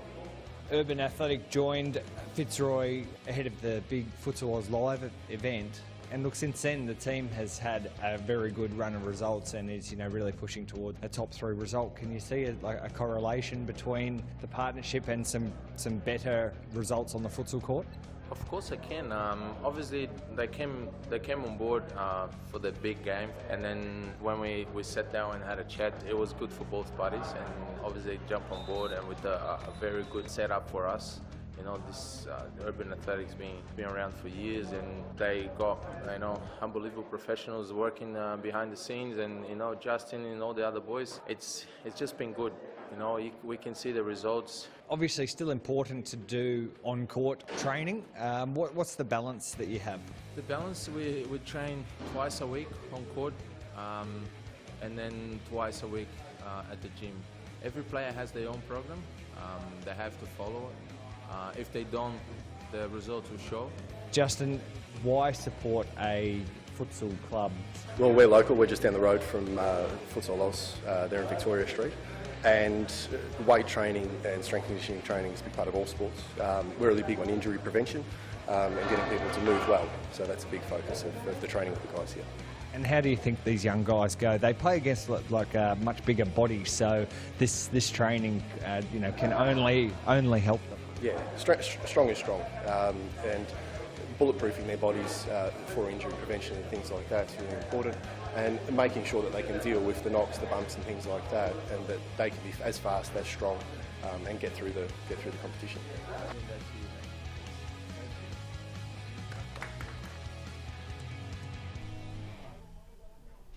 And there you have it, folks. A great insight into the training regime of the Fitzroy Futsal Club.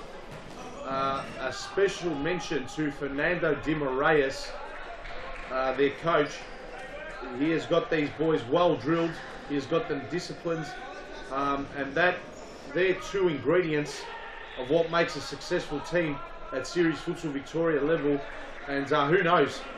Fitzroy are obviously playing for 2nd and 3rd spots still. Yeah. They're hoping to qualify into Series Futsal Australia, a competition that they participated in last season, and you never know.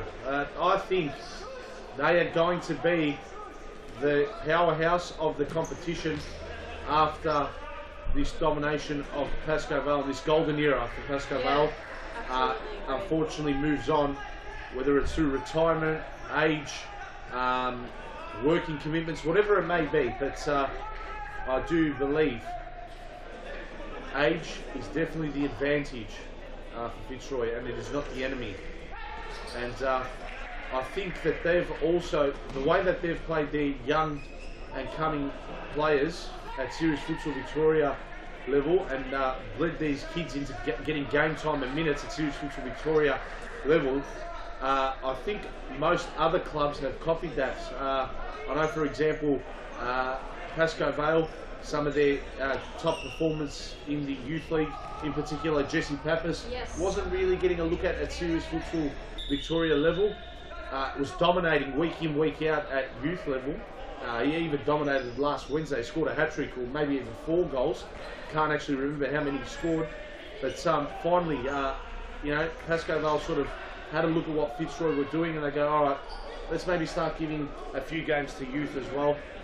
Felipe Blade had a bit of a season with interruptions with injuries and whatnot. And Andre Caro very nearly scored PASCOE VALE's opener there. Corner again for PASCOE VALE. But yeah, and obviously let's not forget, as I was saying before, Morgan, Carlton's another team who love playing their youth. Look, I think as much as Shab and Rajab and Ernie Simsek are going to hate hearing this, unfortunately for them, I think they will be going down to the state championship next season. Mathematically, they're probably a 5% chance of surviving, but they've got to win at least 4 out of their last 5 games that remain. So, and a few results have to go in their favour as well. So it's going to be very hard for them. But I think a lot of the teams have mimicked Fitzroy in the way they've given opportunity to their youth. And I'm a big believer. You always got to play youth. Was that a handball on Felipe Blade? No, it wasn't. But Fusca has forced the corner. Let's have a look at the replay. Actually, what's the referee Josh Ring looking at there? No, just if there was a wet spot on the court. I want to have a look at the replay. If Felipe Blade got a hand to this after this attack, and it's a side ball. Let's have a look at this replay now. And we've just missed it there. If we can go back, maybe another chance to the replay. I think we just missed it, Morgan, unfortunately. So, nonetheless, play resumes. Cosimo Russo. And one thing I can say about Cosimo Russo, he's a flashy player. He's a momentum player. He's got all the utilities behind him to turn a game on its head. He's a fiery character, but and I like the way he plays. But I think if I was playing against him, he'd get under my skin a little bit. He's a bit of a serial pest, Cosimo Russo. So. Just loves agitating the opposition, but it's all good banter. He leaves it on the futsal court, and then off the futsal court, there's no more left. So, for 46 minutes of the week, he loves to be the sniper for Fitzroy. He's lost possession to Andre Caro, Breno Pilati, and that was smart use of the feet there by Breno Pilati. Here's Tiago Martin switching Ferguson into Fusca side ball. 2-0 is the score still. And Ferguson goes back to Tiago Martins. Martins to Breno Pilati. Pilati mopped up by Aaron Yu, who's still kept his sheet clean at this stage. And the only team to keep their sheet clean on 2 occasions this series Futsal Victoria season is PASCOE VALE. 3-0 to Brunswick at Thomastown and 15-0 to Metropolitan at Thomastown. Let's see if Fitzroy can keep a clean sheet here, Morgan. It'd be outstanding to keep a clean sheet against the back-to-back champions. Absolutely. And Russo goes back to Llewellyn Stone. The ball just trickles out, Breno Pilati. So Harry's Hunt predicted a 5-3 result in favour of PASCOE VALE. It has been a low-scoring affair thus far, but I think the game will just open up. PASCOE VALE will get themselves on the board very shortly, in my opinion. Yeah, look, you think it's only a matter of time before PASCOE VALE do score, but you never know, Harry. You never know. And Andre Caro, just millimetres wide of getting on the score sheet, and he looks pretty disappointed, Andre Caro. And corner comes in, headed away by the serial pest there in Cosimo Russo. Maria, back to Andre Caro, trying to get around Cosimo Russo. He does well. And Caro with the shot, and deflected there by Llewellyn Stone. But this is where PASCOE VALE in a situation that we've just seen there with Andre Caro, needed Sofiane Soufi on the court. One thing I have noticed is Sofiane Soufi positions himself. So if, for example, Andre Caro was making that run to the left-hand side of the court, yes, Sofiane Soufi would start on the right. He then cuts into the left-hand side of the court, and the defender who's trying to get to Andre Caro, it's almost like a basketball screen. Yes, it is legal in futsal, as long as you don't push him or... Oh, Richard Ferguson! There's PASCOE Vale's opener, and it's Richard Ferguson on the score sheet. 2-1, and game on again. Morgan, take us through the replay. So Andre Caro with the side ball spots Ferguson. He has threaded the eye of a needle there. He really did thread the eye of a needle. Fantastic pass by Caro, and great finish and reflex by Richard Ferguson to finish that one off. Definitely was, and a well-timed run. Danced around Cosimo Russo, went to the back stick, but a phenomenal ball there by Andre Caro. And yeah, as I was mentioning before, even in a similar position like this, where Breno Pilati just pulled the trigger, I've noticed in recent weeks it's a fantastic tactical move that Paul Vidic must be practicing on the training pitch for PASCOE Vale. And 9 times out of 10, it's Sofiane Soufi making that block, that screen, to make way for Andre Caro to get the defender out of Andre's way. Andre then cuts in on his right and pulls the trigger. And if Andre Caro is within 10 metres of goal and he has no one in front of him except the keeper, 99.9% of the time, Andre Caro will be finishing it. Yes. So let's see if maybe Paul Vidic has got a secret device in his ear and he's hearing what I'm saying, and he might just call the next time out and say, guys, let's use the screen for Andre. Maybe Sof, who's watching, might send a bit of a text to Paul and suggest it. Perhaps, maybe. I think Paul Vidic's mobile phone might be off though. Or on silent, to say the least, just like mine is. And Thiago Martins to bring it back in for PASCOE Vale. Here's Breno Pilati switching out wide. Here's Andre Caro, the goal scorer for PASCOE Vale. Oh, sorry, it was Richard Ferguson, the goal scorer. He was the Andre Caro with the assist rather than the goal. Pardon me. And here's Breno Pilati, just dancing in midfielder. Flicks it back to Andre Caro, who goes out wide. The Brazilians combining, Caro and Pilati. And here's Maria, Mateus Maria, poor ball, just knocks it out. Fusca to take it in for Fitzroy. In fact, no, it's going to be Dunlop as Fusca is replaced by Scott Rogan, the man who is on fire. Literally on fire, and with his futsal performances, he definitely is on fire. There he is, Scott Rogan. Flick up the line to Llewellyn Stone, and Alistair Dunlop was fouled there. So 12 minutes 40 to go in this one.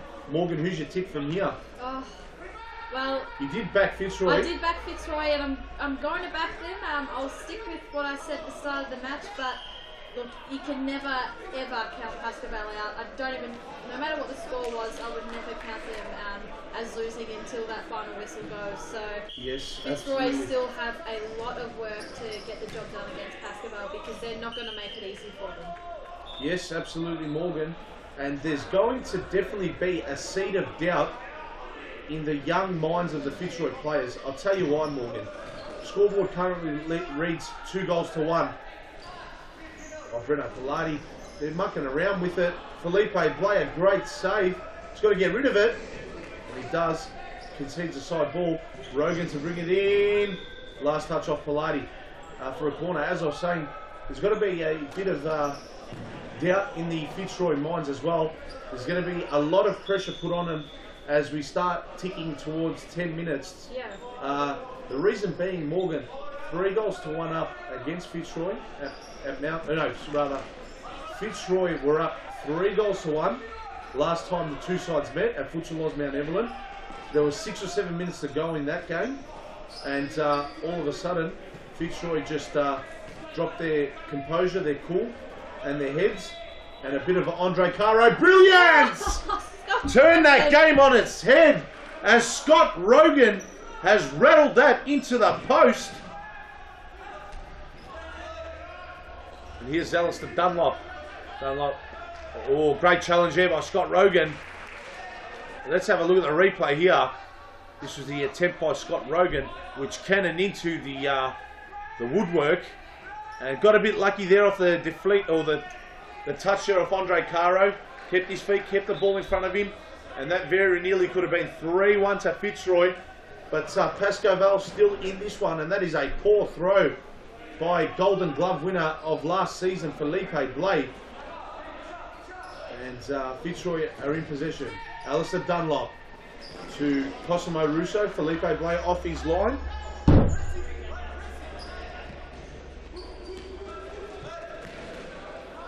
And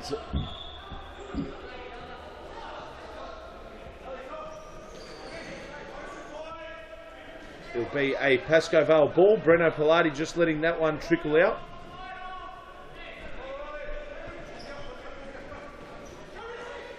And Richard Ferguson trying to get there. He does. Twisting, turning the back heel to Andre Caro. Here's Martins. Out to Caro. Can he spot out Richard Ferguson maybe at the back post? But no. Too much pressure by young Cosimo Russo. And here's Andre Caro playing it to Richard Ferguson. He slid there. Couldn't get control of the ball. And it is a Fitzroy side ball. So we're under 10 minutes now. And I think this is where PASCOE VALE might just click from gear 4 or gear 3 into gear 2 and gear 1. Yeah. Mark my words, Morgan. Fitzroy will know it's coming too. And Fitzroy have dominated the majority of this game. But there's going to come a time in the game where PASCOE VALE are going to start dominating.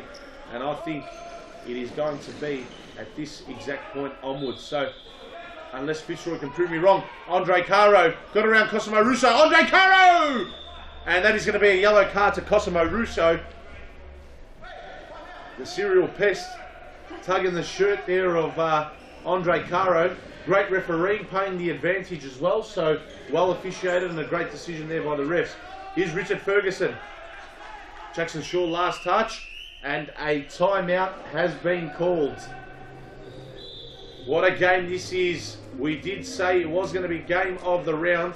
It certainly has lived up to it. We're going to go to a quick commercial break and we'll be back with the remaining 8.5 minutes. Back shortly.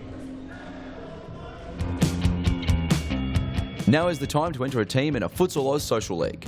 Open for men, women and mixed teams almost every night of the week. We will match your team's abilities to an appropriate league, giving you a competitive and fun experience. So gather your mates, create a team and become a Futsal Oz Social League champion. For more information, visit futsaloz.com.au. Get a head start on the junior pack by joining Futsal Oz Little Stars preschool program.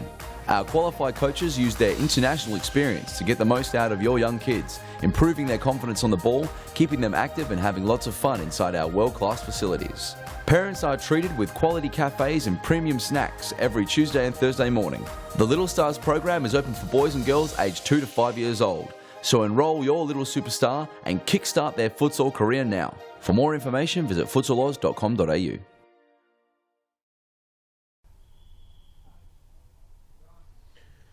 And we're back live here. 8.5 left on the clock. A goal to separate the two sides. And it's advantage Fitzroy as they lead 2 goals to 1. But 8.5 minutes in futsal is a very, very long time. And let's not forget, once you see 2 minutes to go on the clock, every side ball, every foul, every time the ball goes out, the clock does stop. So the stop clock will be in operation. And we've had throughout the season co-commentators such as Ernie Simsek, Jimmy Soufis, and a couple others. And they have said live on our broadcast that those last 2 minutes in any Series Futsal Victoria game, they feel like it's 4 or 5 minutes, not 2 minutes. It seems like it goes a hell of a lot longer. And it does make sense. There's always plenty of stoppages in this game, but it always restarts quickly.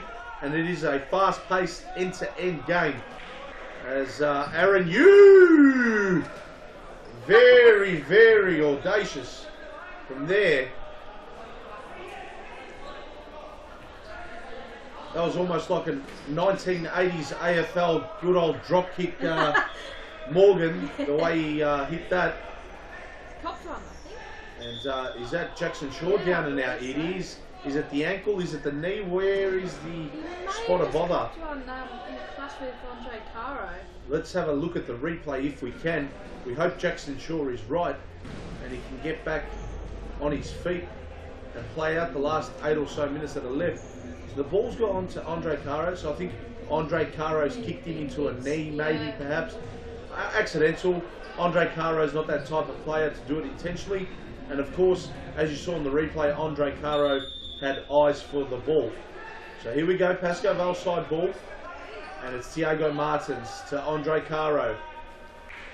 It can't be the Caro show anymore. The other PASCOE VALE players have to pull their fingers out and contribute, because it's all been Andre Caro. And Richard Ferguson! Very nearly. That is a phenomenal save there by Aaron Yu. Pardon me. As Jackson Shaw was dancing down the line. And here's Breno Pilati just easily getting around Alison Dunlop. Just love the way he drops his shoulder, Breno Pilati. But that was a poor flick to try and get around Cosimo Russo. Last touch there off Richard Ferguson. It'll be a side ball to Fitzroy. Leonardo Correa, the manager here this evening for Fitzroy, standing in for Fernando de Moraes, of course. Also plays for Fitzroy, Leonardo Correa. And he's also the coach of their youth team, and also the Fitzroy women's as well, down Thomastown Way on a Wednesday night. He formerly played for PASCOE VALE, Leonardo Correa, transferred earlier on in the year when the transfer window was open. So he knows how PASCOE VALE shape up and how they play, and I think that's an advantage, and Anasi holds up his sleeve. So here's Aaron Yu.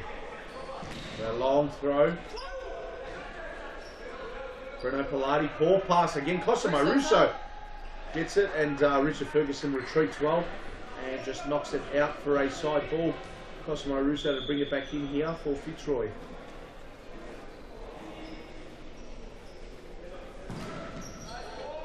Last touch off Breno Pilati, but Felipe Blay scrambling across his line there to not concede the corner. He done well. Pilati into Shaw, and it's outside ball. PASCOE VALE. Pilati goes up the line. Richard Ferguson. Oh, was that a foul? Referee John Nicolakoutis giving nothing. And I think Richard Ferguson went to ground a bit too easy there. But here's Scott Rogan. And Cosimo Russo off the post. In my opinion, Morgan, they would have sealed the game. Russo! And he's missed. In the space of 10 seconds.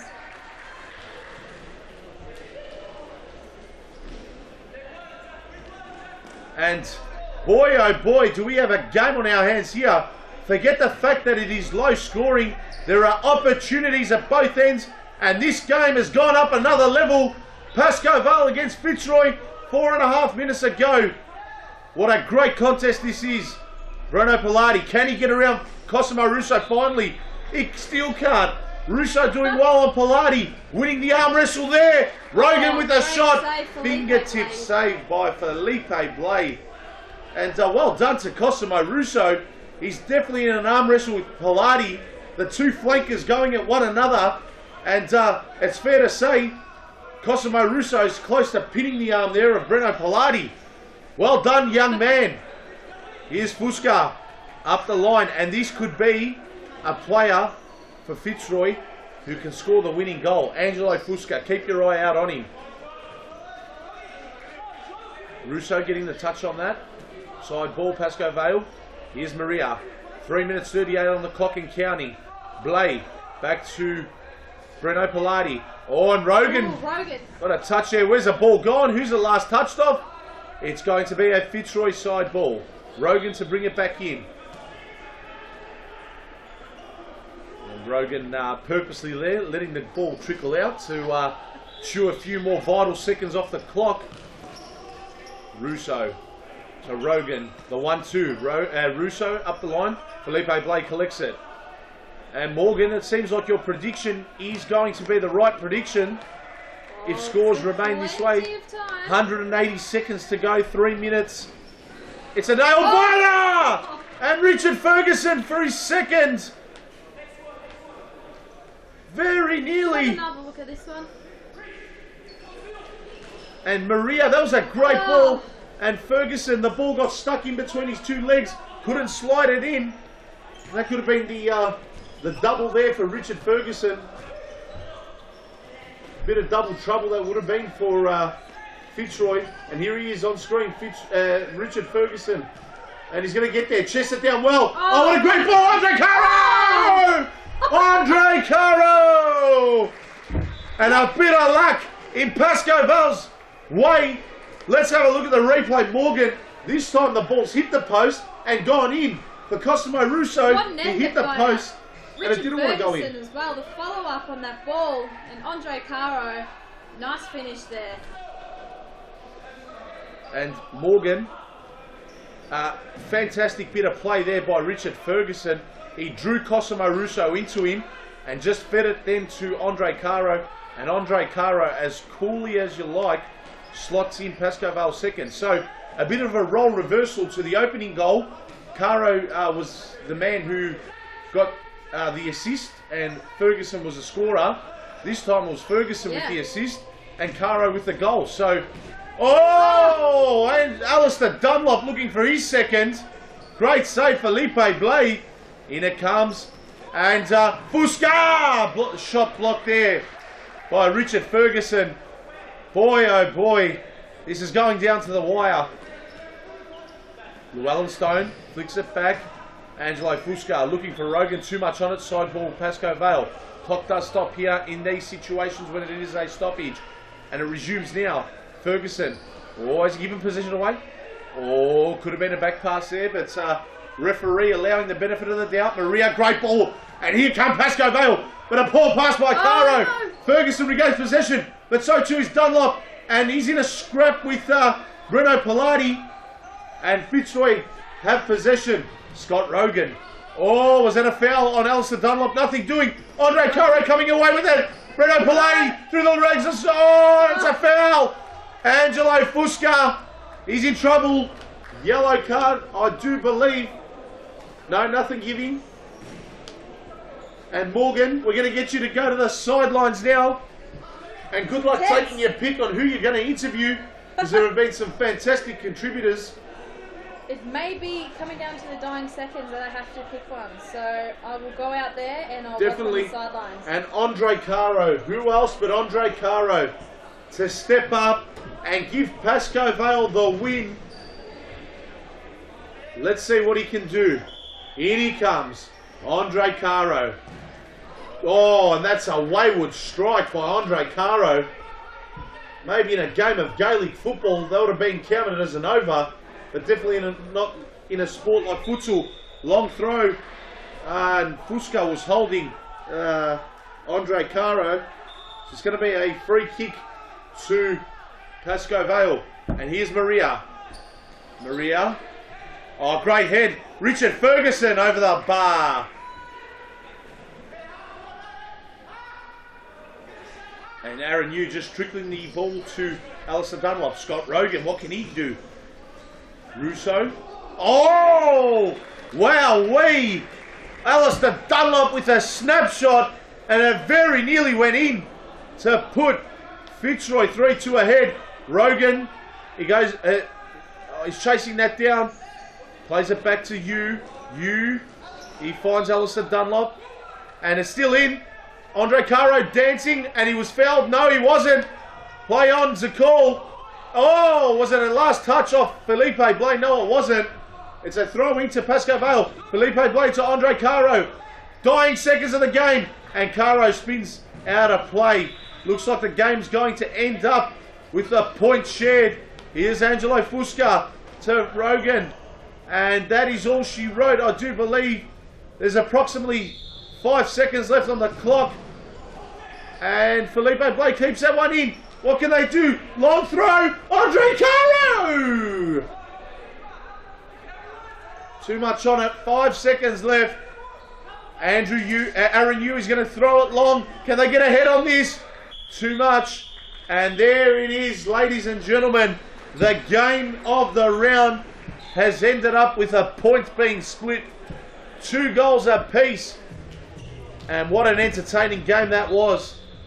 Classic of end-to-end futsal action at a fast, rapid pace.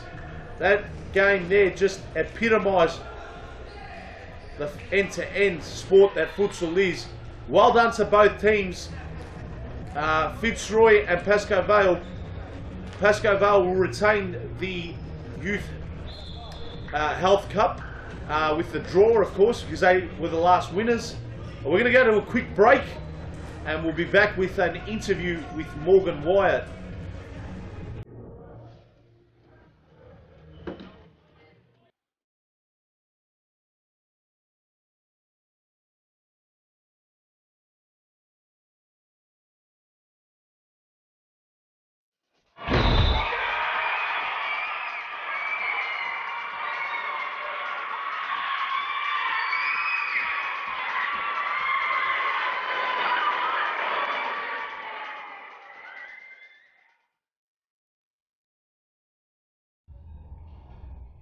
So we're going to go down to Morgan Wyatt on the sidelines there.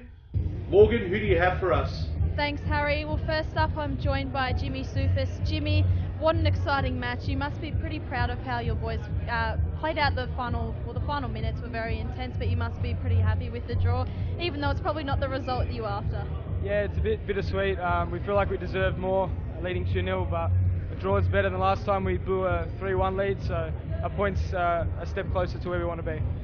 Now, we did see during the week, and we also watched it during the match tonight, the training regime that Fitzroy have been on. Can you tell us a little bit about that, and how many weeks have you guys really been working hard with 4 sessions a week? Yeah, it's been about a month now, twice on court, twice at the gym, and more that players want to commit to, so we feel it's made a big impact on us. We've got, I think, only 1 loss and a draw against PASCOE VALE in our last 6 games, so you know, if we keep this up, we can only improve for next season. Well, we appreciate your time after the match, and all the best heading into the end of the season, and hopefully we'll see Fitzroy in Series Futsal Australia. Thanks, Morgan, appreciate it. I've also got Felipe Blay. We'll get him to jump in now. Felipe, great match by you. You made some terrific saves. PASCOE VALE always seem to find a way, even if it isn't a win, to come up and have a draw. You must be pretty happy with the final result. Yeah, the result was good. Could have been better, but it's always a tough match against Fitzroy. It's always a top of the table clash, and regardless of their position in the table, the way I see it is it's a classic, and it's always good to play these games. And now, what's the goal for the next few weeks at the end of the season? We know that you will be playing Series Futsal Australia. Is that the focus for the next 4 weeks, is to prepare for that? Yeah, for the team, definitely. For myself, coming back from injury after almost 6 weeks. So it's good to be back and to get the feel for the ball again. Not 100% yet, but it takes a few games to get there. Yeah, the goal is to prepare for Series Futsal Australia, and hopefully we can perform in Perth. Now, how is the body feeling? You pulled up all right after this match? Yeah, a bit sore as always, but like I said, it takes a bit of time, a couple of weeks, and that should be good. Well, we appreciate your time, and fantastic game tonight, and all the best for the rest of the season. Cheers, Morgan. Thank you. Back to you in the commentary box, Harry. Yes, thank you, Morgan. So, great bit of work by you down there, managing to grab Jimmy Soufis and also Felipe Blay. We're going to go to a break. After the break, Metropolitan taking on HUME. Massive stakes on the line for both clubs for different reasons. Back soon.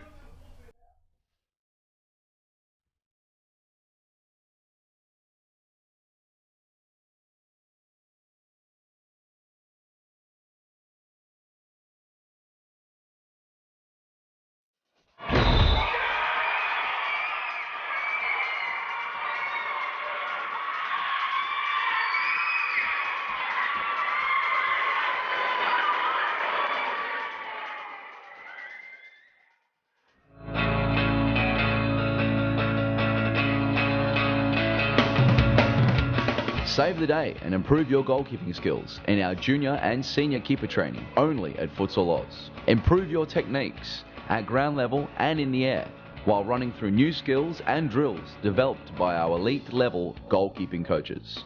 Become perfect post to post in our comprehensive goalkeeper training. It's happening this week at your local Futsal Oz stadium. For more information, visit futsaloz.com.au.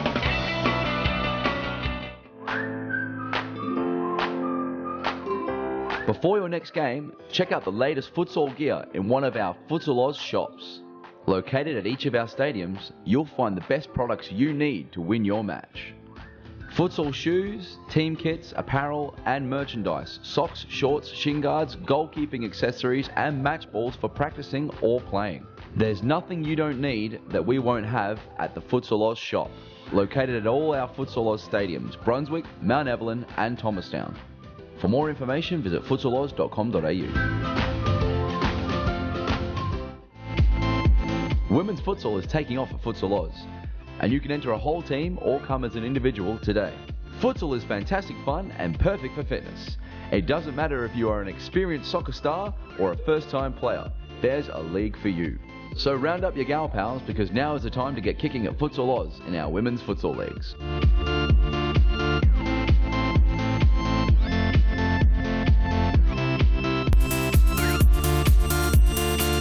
For more information, visit futsaloz.com.au.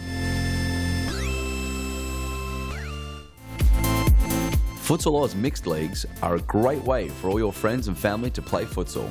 Boyfriends can play alongside their girlfriends, and wives and husbands can join forces to take on the mixed futsal world. There's a great league waiting for your team of guys and girls to play, whether you are a group of super competitive players or you just want to have a bit of fun. So pick up your phone, text your pals and start a Futsal Oz mixed team today.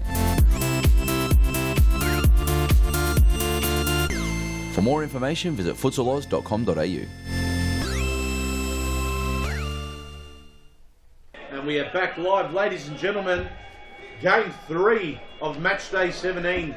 Hume in 3rd spot, up against Metropolitan in 7th spot, who have won 5 out of their last 6 games. Metropolitan, what a great story this has been for Metropolitan. Yeah. They were the laughing stock of the competition, but they have started to dig deep. And look, Morgan, I'm going to find it very, very hard to separate these two teams. If there is a winner, I think it's going to be Hume. But for some reason, I believe Metropolitan can get a point out of this one. Harry's hunch is going with a 6-all draw. So I think it'll be high scoring, it'll be entertaining, and we'll just wait and see what happens. Metropolitan in their white strip and Hume in their traditional black strip as well. So let's go through the starting lineup for both teams. In goals for Metropolitan is Sam Weiser. You also have Alia Redzepovic, the Little Emperor, wearing number 40. You've also got his brother in Dino Redzepovic, the captain, wearing number 7. Bottom left of screen, there they are, the two Redzepovic brothers, number 40 and number 7. You've also got Alex Kobo, number 10. And the lucky last for Metropolitan in their starting 5 is Tomislav Grigic, wearing the number 5 Guernsey. Our attention now turns over to the starting 5 from Hume, and just quickly go through the starting 5. So number 6 is Rezet Kulkologlu.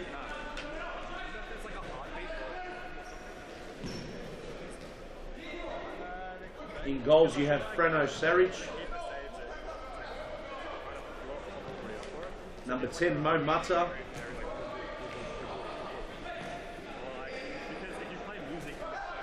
Number 5 is Mirko Jermanovic.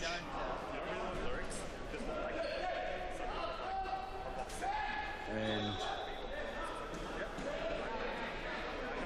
number 8, I'm trying to get a closer look at number 8 there, Morgan.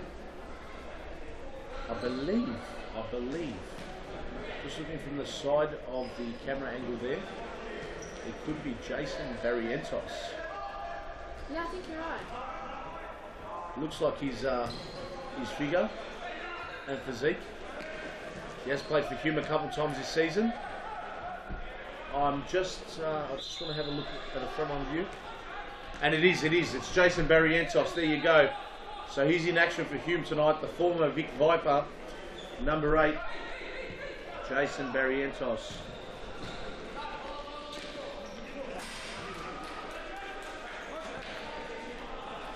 As Tomislav Grigic brings it into Alex Kobo. Oh, and Grigic almost caught that one. So here's Frano Saric.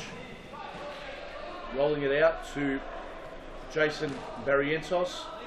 And 1-2 there with Mo Mata. Mo Mata on the ball, flicks it to Barrientos, but too much on for him. And it'll be Sem Baisa to throw it out for Metropolitan. Long throw to Dena Radzepovic. And it is a keeper's throw in as well. Morgan, already mentioned Harry's hunch, has indicated that it will be a 6-all draw. What's Morgan's mind thinking about this result? Look, I think Metropolitan have earned a lot of respect in the competition these past 6 weeks or so. So they're not going to be taken lightly at any stage of the rest of the competition. So in saying that, I think it'll be a close one, but I am picking Metro. I'm going to go 5-4 in favour of Metropolitan. Okay, so we both agree that it is going to go down to the buzzer, and we've so often seen Metropolitan's games go right down to the wire. Yes. And sometimes it's seconds that separate a 1 point from 3 points, or vice versa. So they are the entertainers, Metropolitan, of the competition, and they definitely played game of this year, or of the season rather, approximately 8 to 9 weeks ago at Futsal Oz Thomastown,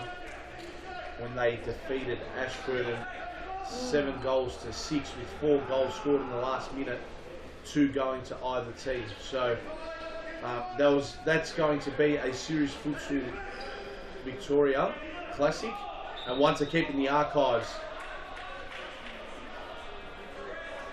As Alex Kobo just ran out of space there, concedes a corner. Barrientos to bring it in. Barrientos. He finds Mata. Ball pass. Grigic gets there. Grigic just muscled off it by Rezical Kologlu. And what can Mata do here? Mo Mata. Saved there by Sem Baisa, and it'll be a side ball to HUME. Barrientos to Kologlu with the step overs. But well defended there by the Metro player. And Frano Saric comes away with it. Rezical Kologlu. Battle of possession. Alia Radzepovic got his foot in there, but ends up being a Metropolitan side ball. And here's the little Emperor trying to feed it through the legs of Mirko Jermanovic to his brother Indino. Couldn't do so. And that was a foul, I thought, on Dino. It definitely was. No complaints should be made by Dino Radzepovic in that situation. So it is a free kick to HUME. 7 minutes played in this one, still the deadlock not yet to be broken. And big Jason Barrientos to step up with his venomous right foot. And in he comes. Oh, he's just decided to lay it off. Mo Mata, great build up here by HUME, but Alia Radzepovic gets to it first. Grigic back to Kobo. Kobo clears his lines, and that's a great clearance there by Alex Kobo. Long throw by Frano Saric. Kobo stuck the toe in there, got it. Deno Radzepovic out to Grigic. Grigic was looking for the little Emperor, Nalia Radzepovic, but just too much on it.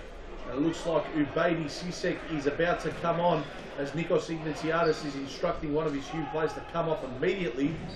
The ever so animated Nikos Ignatiadis, manager of HUME. Here we go, Barrientos. Back to, there he is. Look at those eyes. They're very concentrated at the moment. There he is, the ever so animated Nikos Ignatiadis. He's a character. He definitely is. And another corner here to Hume.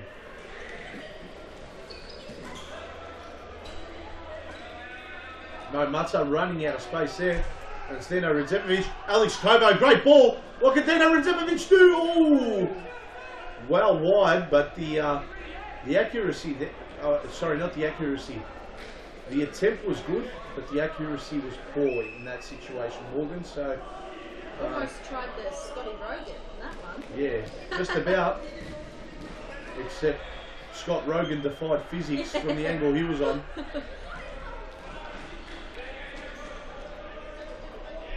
Oh, great turn. Barrientos, cool collar glue, and C6 run out of space. Here's Sisek switching inboard to Kukologlu. Barrientos with a shot, well saved by Sam Bisa. Corner here to Hume. So no goals still yet in this first 10 minutes, or 9.5 rather. But there could be an opportunity here now as Grigic is dancing out of defence for Metropolitan. Wins a side ball. Having a look at the replay here of this unbelievable turn by Jason Barrientos. Take a bow. That was a great nutmeg on the Little Emperor. Not too many players nutmeg number 40 of Metropolitan, Alia Redzepovic. And Grigic almost came away with it. Dino couldn't. Redzepovic that was, couldn't get it. And Barrientos' shot is blocked by Kobo. And here we go. Side ball brought in. Tomislav Grigic switching it out wide to Kobo. Kobo with a darting ball which was headed away. Here we go. Here's Sisek. Sisek was clearly fouled. Nah, they shouldn't be arguing, the Metropolitan players. That is a great call by referee George Mamataeus. Clear contact, and it should be a free kick to Ubedi Sisek. The man I like to nickname Huey because of his first initial. He's not going to step up and take it. It looks like it's going to be Mo Mata to step up and take it. And there he is. Huey's running off screen to a back post.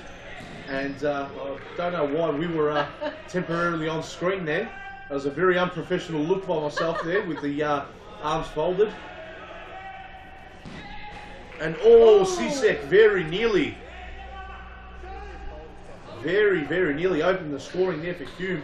Still the game remains 0-0. And here is Alex Kobo. Kobo switching. It's gone out of play. Hume side ball.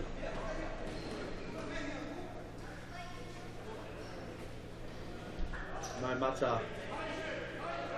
Into Kulkologlu. And Ahmed Azam. The big unit, look at him, look at the size of him, look how thick his biceps are. He's just a big unit, and he is wearing the number 14 Guernsey for Hume. That is Ahmed Azam as he takes a corner in, and Metropolitan couldn't get him on the counter here. What can Alia Redzepovic do? He was intending the pass to Dino Redzepovic, I do believe. No, in fact it was Salih Sefel. Good to see him out there wearing the number 20 Guernsey. I couldn't find him, so here's Alex Kobo and Alia Redzepovic. His timing on that strike was very poor, and it's gone out for a side ball. There's a cool collar glue. He goes to Sisek. Sisek. Frano Sari straight to Alex Kobo. Kobo, great pass, but intercepted there with the toe poke. And it's Salih Sefel in possession here for Metropolitan. And boy oh boy, would I not mind seeing a long range strike from Salih Sefel somewhere near that halfway line. You can pull the trigger from there, and no one except the goalkeeper is in front of him. There is every chance that the ball can go in and almost rip a hole in the net. And Alex Kobo just cannons it into the Hume wall, and it is a corner. Here we go. Well defended there by Sisek, and he's dribbling and dancing at the Metropolitan defence. Poor finish, yeah. It's almost as like he left the ball behind him and then pulled the trigger off balance. Yeah.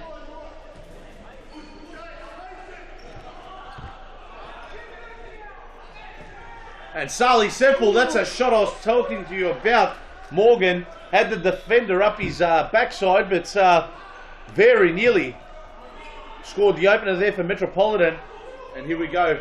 Algarabi to Alia Redzepovic, and Redzepovic has just pulled the trigger and it's been deflected out for a side ball. Alex Kobo bringing it in. Great pass to Alia Redzepovic, who just goes backward to Sali Semple. And that's great passing there by Metropolitan under a huge amount of pressure. They'll come away with it. Kobo knocks it up the line. Algarabi couldn't be spotted out there. Momata corralled by two Metropolitan bodies, and he's got the side ball. Ahmed Azam. He goes to Rizikul Kologlu. Here's Ahmed Azam.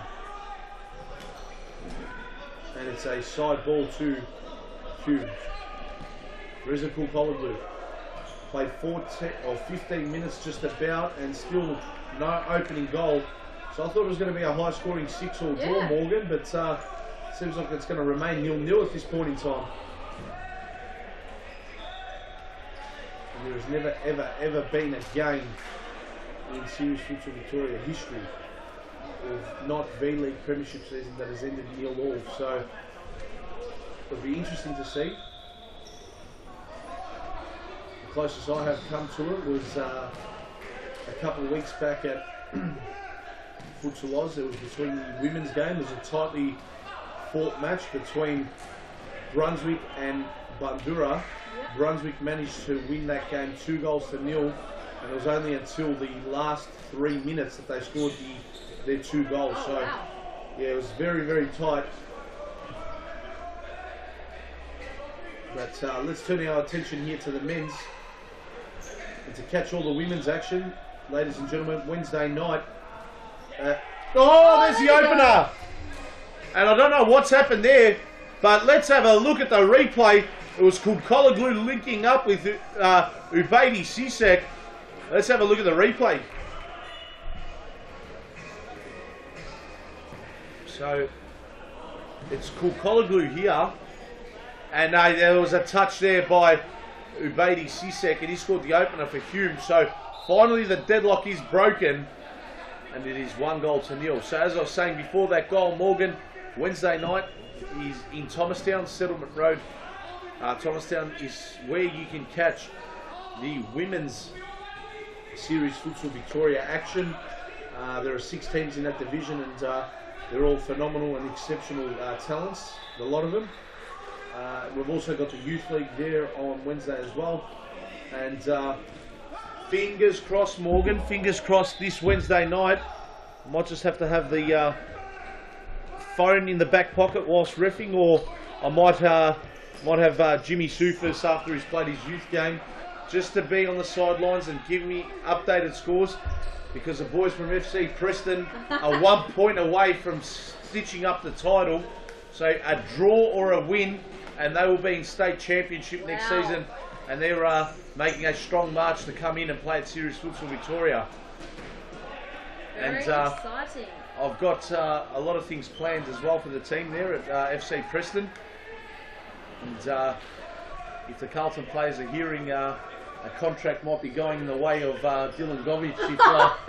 Why does that not surprise me? If Carlton do drop into state championship. So Dylan, if you're watching, I didn't want to distract you before your game, but my intentions are clear. And back to the action here. Hume 1-0 thanks to Ubaidi Sisek. 5.5 minutes left. And Ahmed Azam playing that one out. Got a touch. It'll be a Hume ball. Referees replacing John Nicolakoutis and Josh Ring, George Memataeus and Ricardo Arcuhio, if that's a correct pronunciation. Here's Saric. He goes to Kologlu. And on the turn, Barry Antos looking to pull the trigger. He reassessed his options, went back to Ahmed Azam, the back heel. to Kulkologlu. Sisek.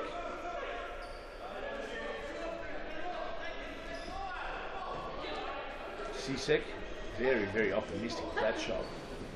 And Sembisa to mop it up for Metropolitan. Sali Sefil to switch to Tomislav Grigic, headed by Mirko Jermanovic. That'll be Sali Sefil to bring it back in. Sefil to Grigic. Grigic up the line, headed away by Kulkologlu. Side ball here for Metropolitan.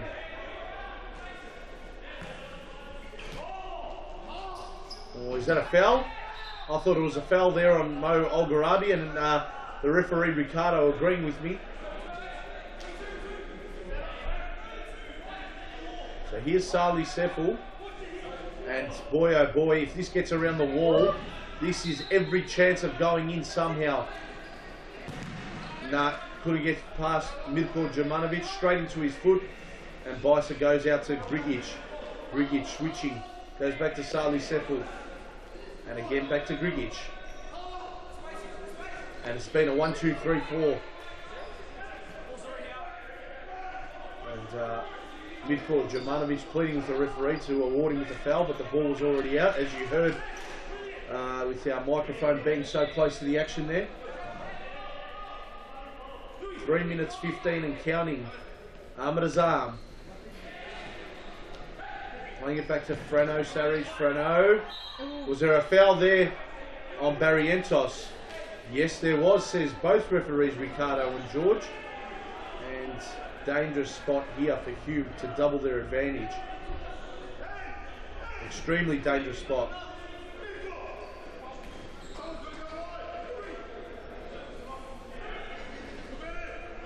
Let's see what they can do here. Hume, it's going to be Mirko Jermanovic to step up and hit it. And let's go straight into the wall. But Ahmed Azam! Just wide. Wasn't too far off. 2.5 minutes to go in this one.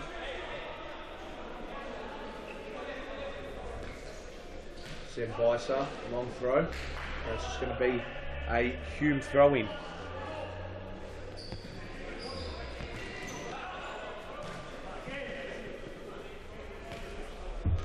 Ahmed Azam. Ball intended by Barrientos to Mata, just too much on it, and it goes out for a side ball. So last 2 minutes, Metropolitan hoping to get on the score sheet and draw level before half time. Hume looking to extend the advantage from 1 to 2, and they very nearly did there, but that is great defence there by Sali Sefil, keeping the shot of Jason Barrientos out of harm's way. And here he is, Jason Barrientos. Oh, straight to Sembisa, he palmed it away. Comes back to Ahmed Azam. Azam, Mata. Back to Ahmed Azam. The 1-2 and looking for the 3 as well. But Dino Redzipovic got a touch on that. And here we go, the shot there by Jason Barrientos. It's ended up being a corner. Was deflected by Alia Redzipovic. So here we go, Ahmed Azam to take a corner. What can he conjure up here?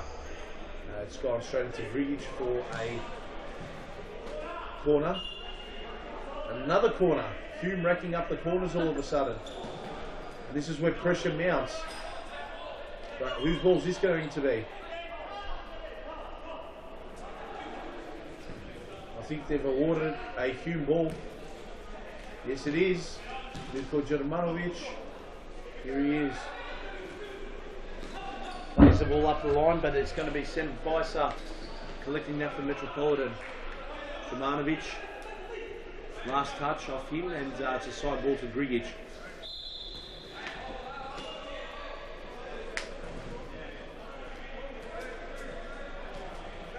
And an infringement on the sidelines. George Memetaeus awarding Hume with the turnover from the sidelines, and great feat there by Barrientos. Couldn't get around Grigic. Ball's played back to Ahmed Azam.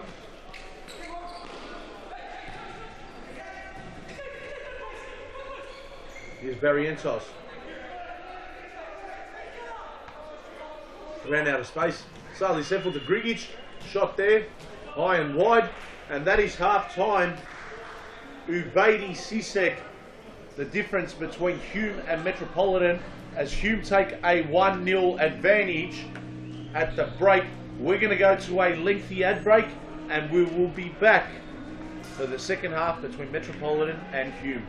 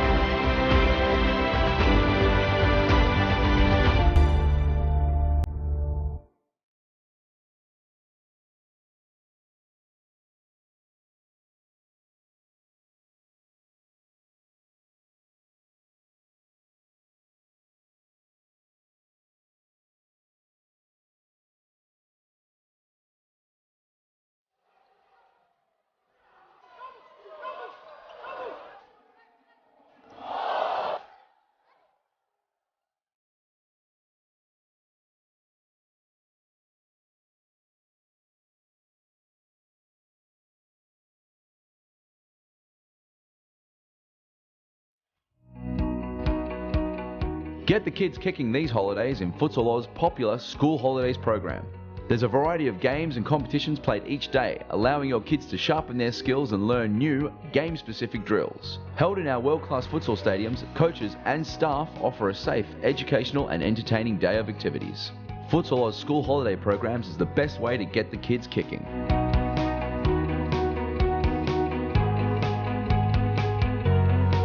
For more information, visit futsaloz.com.au.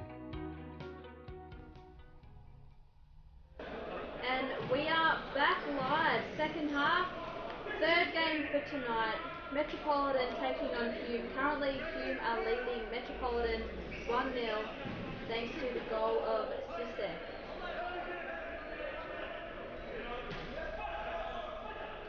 Matara in possession. Done well to get rid of that, but it's Metropolitan side ball.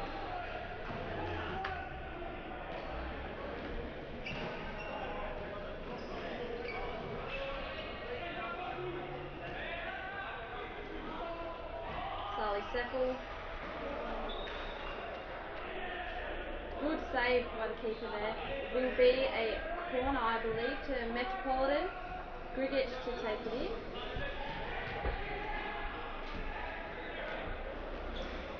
And Hume out of trouble. Sisek in possession. What can he do? Nothing doing. Taken away there by Olgarabi, and Alia Rezepovic, a great shot there. And a great save there by Frano Saric on Tomislav Grigic there with the fresh airy. And Mo Mata just couldn't get around the two Metro defenders there. This resulted in a side ball to Hume. So here's Mo Mata. That's the young one.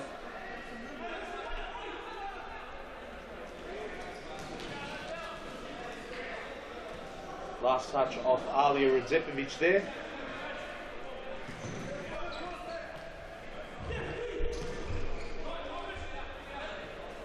Hume regain possession. Here's Ahmed Azam.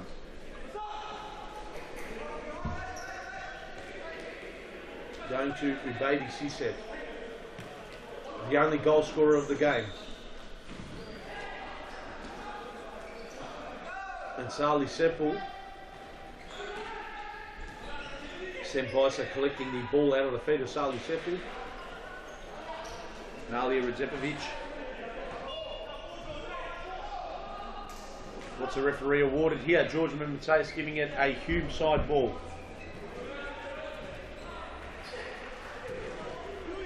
Shot comes in and it's over the bar. Will be Sam Bison to throw it back in for Metropolitan. And he goes to Sali Seful. Sali Seful switching to Grigic. Grigic ball pass. Momata. The shot and it's been blocked. And here's Tomislav Grigic on the counter. Didn't have many numbers up forward. Alija Radzepovic. Too much on it for Sali Seful. And it is a Hume side ball. So here's Azam. Goes back to Kulkologlu. And he goes up the line, but it's been intercepted by Grigic. And Alija Radzepovic comes away with it. Grigic, back post is on. Oh, and Alija Radzepovic just couldn't get the ball in front of him. And that's a great bit of play there by Mo Mata. But in for cover was Tomislav Grigic and used his body efficiently and effectively there and cut out the run there of Mo Mata.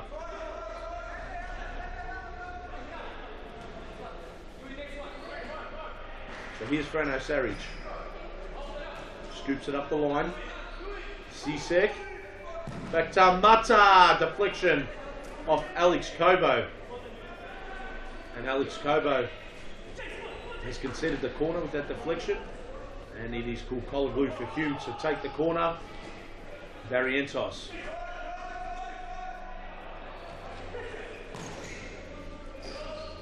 Oh, bit of confusion and hesitation by all three players there. The two number 8s in Barrientos and Olgarabi and Bisa just trickled out for a side ball. And as you can see on screen, the junior nationals. Go to futsaloz.com.au now for more information.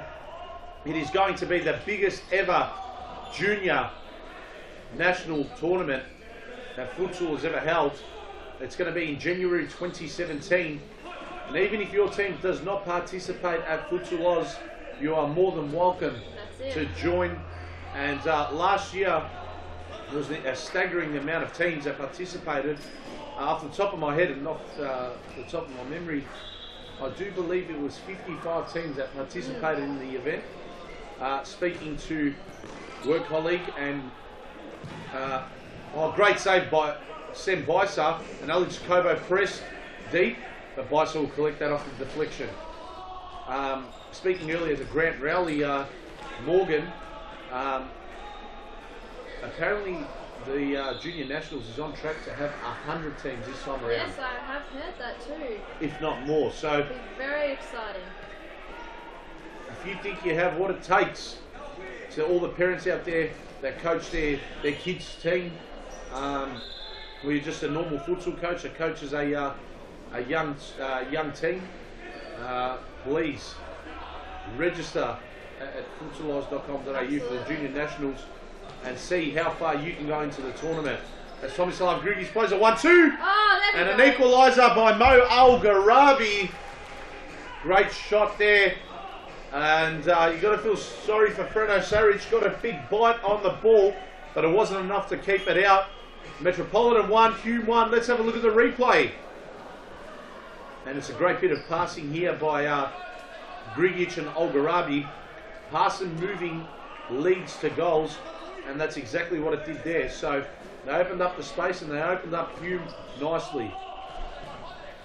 And Harry's hunch is back on track. I thought the ball was out there by Ahmed Azam. Now it is.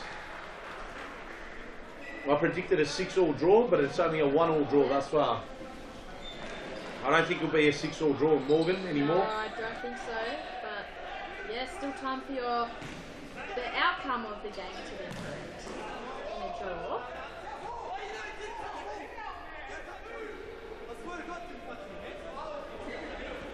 Dino Radzepovic knocking it back to Alex Kobo. Kobo, who was looking for Algarabi, the goal scorer for Metropolitan, but couldn't get him, and Frano Saric just releases it. Mitko Jermanovic, he was fouled there. And referee Ricardo paying the foul there. 15 minutes just over and counting in this one. I think this is another game that is going to go right down to the wire. Morgan. I think you're right. Numbers arm. Oh, very nearly.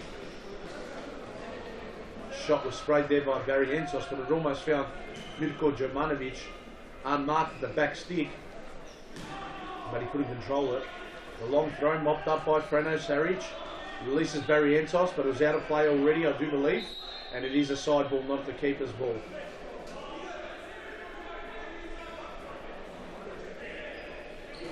Sem Baisa, Alex Cobo.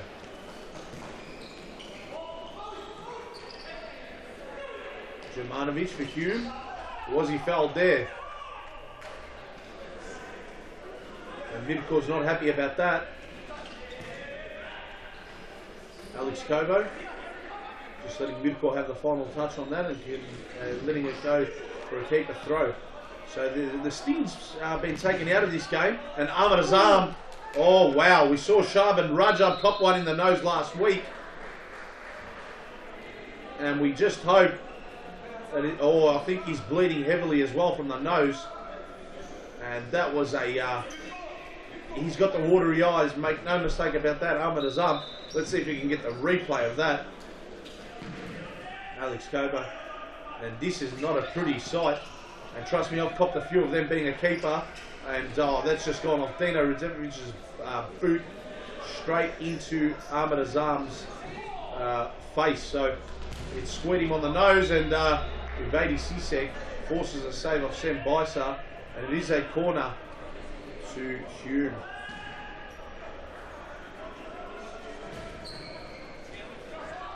Tomislav Grigic clearing his lines and just knocking it into his own half, and it'll be a side ball for Hume.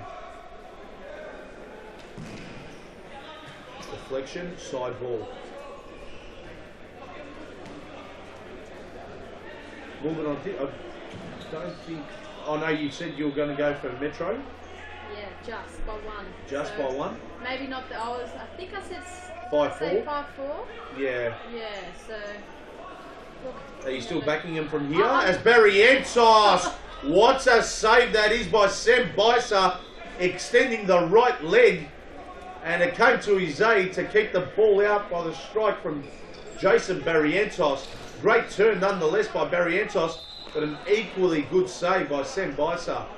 So you're confident, Morgan, that Metropolitan can take the points? I'm gonna back Metro, but the sting's been taken a bit out of this game, so I'm looking for something to shake things up a little bit. So I think another goal, and we might see the intensity lift a little bit more. Well, as I mentioned, Morgan, these teams are playing for the 3 points for different reasons, of course. Yeah. Hume currently in third spot. Yep. They were a couple of points behind BALWYN at the start of today's proceedings. BALWYN held their end of the bargain up by defeating Ashburton 8-4, which then means they're going to stay in second spot. And that'll mean for BALWYN, if I think they get I think they need another 4 or 5 points off the top of my head for the remaining of the season, they will not miss out on direct qualification to Series Futsal Australia. Yes. So, what this means for Hume is they're in third spot. FITZROY close a gap by a point with that huge point against PASCOE VALE. Fourth spot gets a wild card into Series Futsal Australia. Third spot gets automatic qualification. So a slip up for Hume here, and FITZROY pegged them back by 1 point, and it is even tighter than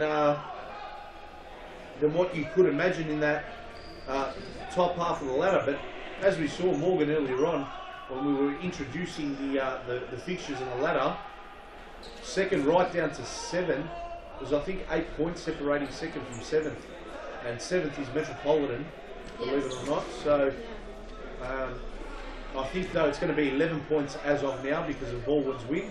But if Metro get the win here, it's still going to be 8 points the difference between second and 7th. So there's still a lot to play for there in that definitely middle is. part of the ladder. So Hume's going in for Series Futsal Australia aspirations. Metropolitan, well, it's like they're playing a final week in, week out from here, because they are in a relegation dogfight. And it's fair to say a point will not do them justice here unless Carlton do the upset on Brunswick. That's the only sort of good it can do them, but they're chasing the 3 points as well. So that's why I weighed those two options up, and that's why in my description and Harry's hunch, I thought the points were going to be split, because there's going to be nothing to separate these two sides once the final buzzer is sounded. Okay, so Alex Cobo. Is that a foul? No, it wasn't. Momata. Cheeky flick to Ubaidi Sisek, and Mata was well wide, and Jasper Woodcock, our photographer, has copped an absolute stinger on the backside there, off the rebound of the Nike logo there. He's got that cheeky little smile there, but he's in a bit of excruciating pain, and I'm sure plenty of people will show him the replays of that one. Absolutely. I think his Facebook profile wall might just be absolutely bombarded by the end of tonight. And here's Momata. Oh, Sisek and Soon Bison didn't know anything about that, but he still managed to put the save on. And Sali Seppel comes away with it, and Frano Saric will throw it out. So just under 9 minutes of play to go in this one. Dino Redzepovic out to... Oh, what's going to happen? Who's in the book? It is Reza Kulkologlu. Dino wasn't happy about that one. Definitely wasn't. He was niggling at Dino for quite some time and ended up pulling the Guernsey. So totally agree with the decision here by the referee Ricardo. Definitely a yellow card. It warranted it. And Dino Redzepovic, the free kick specialist. Where's he going to go? Near post or far post? Dino Redzepovic through the wall. Was that a handball? Oh, very nearly. And Sam Bisa mops it up for Metropolitan. Alex Cobo goes to Reza. Let's have a look at the replay here. So there you had it. Reza Kulkologlu tugging the shirt and the shorts of Dino Redzepovic. No wonder Dino wasn't happy, because he was in on goal. And mark my words, Morgan, if that was last man, that'd be very, very close to... In fact, it should. The letter of the law reads that is a red card when you are last man and you do something silly like Reza Kulkologlu did then. But there was a smart foul, Reza, and he took the yellow card for the team. So a very smart professional foul. And I'm sure Nikos Ignatiadis would have been happy with that. Yeah, look, I would say so. Sometimes you've got to do these things even though the other team doesn't like it, but he did save almost a certain goal. Well, there is no I in team, Morgan, and sometimes even whether or not you're the superstar of the team or the rookie of the team, everyone throughout a game has to make a sacrifice for the better of the team and be that sacrificial lamb, and Reza Kulkologlu was definitely the sacrificial lamb in that instance. Here we go, Sam Bisa releasing Alex Cobo. Switching to Sali Seppel. The high press from Hume is paying dividends. Metropolitan just giving possession away way too easy. And Morgan, I believe that if the scoreboard remains the same for the next 6.5 minutes at 1-1, in series futsal Victoria history, it is going to be the lowest scoring game in series futsal Victoria history. So the lowest is 3-0 between PASCOE, VALE and Brunswick. Yeah. One more goal will be the equal though. But if scores remain the same, it will definitely be the lowest scoring game, as Ubaidi Sisek has been fouled by Alex Cobo. Didn't warrant a yellow card, and that's a right decision by Ricardo. Ubaidi was turning, Cobo was going for the ball, and just a little bit of a love tap at the ankles. And Hume are in a promising position to go 2-1 ahead. Ahmed Azam can hit these as well. But I want to see what he's going to do with Reza Kulkologlu. He might just pass to him. No, he doesn't. Sisek straight off his chest. Frano Saric living dangerously. Oh, but a great ball there, and that's out of play by Sisek. And a timeout is called there. We are going to go to an ad break, and we'll be back It was the last 5.5 minutes after the break. Back shortly.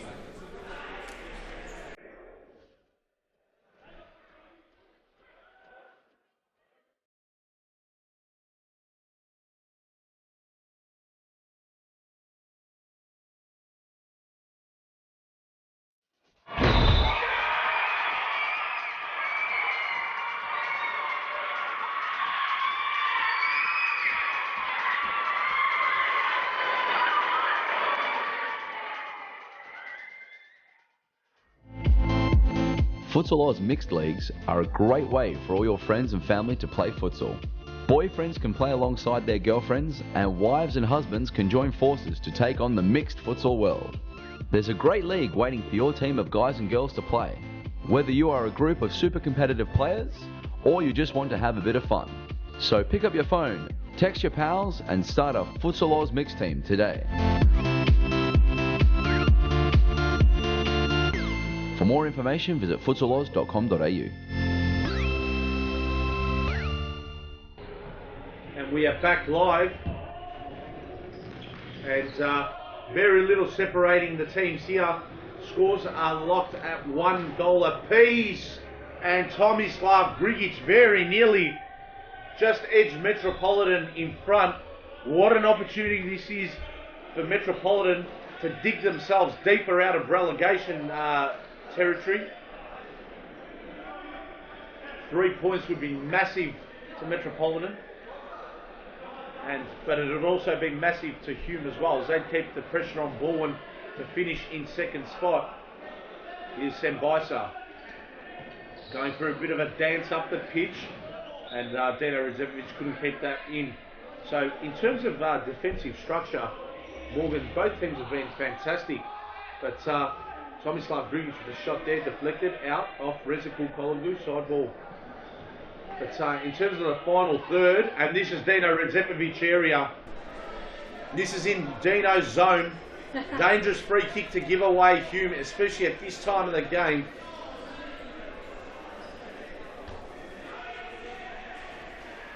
Let's see, what can Dino do from here?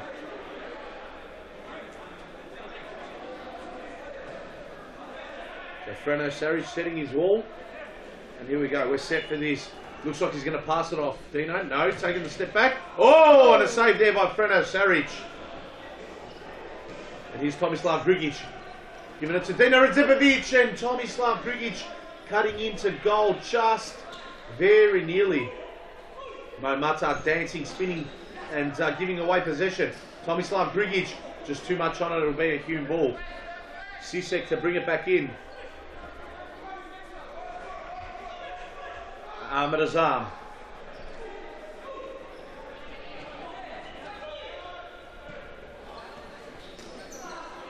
Alia Radzevic goes back to his brother in Dino. Tomislav done well. Grigic that was, to head the ball and try and control it, but desperate defending by Hume has mopped it up. And here's Harley Seppel. Can he get around Momata? He does. Oh, what a shot! And talking about defying physics, the ball was behind him. He still manages to get it on target. Oh, and Alia Radzevic over the bar. 3 minutes and change left in this one. And we are going down to the wire as we did predict, Morgan. Ball throw there by Frano Saric straight to his opposite number in Sembaisa. Dino Radzevic back to Sali Sefel. Sali Sefel up the line, but Frano Saric will mop it up. Stop clock will be in operation as of the 2 minute mark onwards. So Ahmed Azam back to Momata. A goal here to Hume would almost break the hearts of Metropolitan. Here we go, Rezikul Kologlu, and Momata's got an opportunity to pull the trigger. But Tomislav Grigic, desperate defending by Rezikul Kologlu, who's already on a yellow card. That could have been a straight send-off, but he timed his challenge well, Rezit. Here we go. Dino Radzevic out to Sali Sefel, to Tomislav Grigic. Grigic to Sali Sefel. He's done well! Sali Sefel.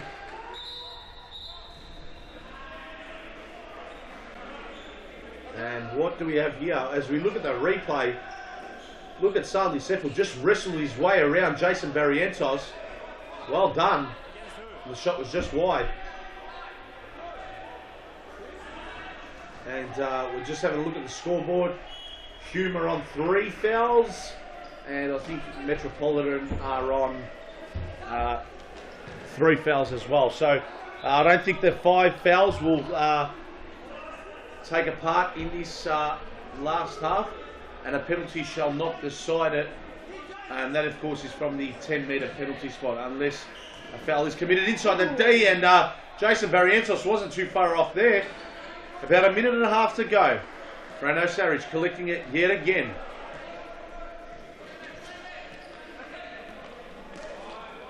And here's Alia Redzepovic and Reza Kulkologlu, great defending Alia. And Alia Redzepovic has been fouled. That's 14 fouls now for HUME. And a free kick in a dangerous position here for Metropolitan.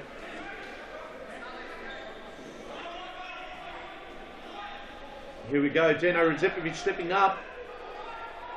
In fact, it is 5 team fouls for HUME, 3 for Metro. The next one is a 10-metre penalty spot kick. Was that a corner? And a timeout has been called. A minute 25 left on this one. It's Frano Saric's ball. Once we resume play, we'll go to a quick break and we'll be back live.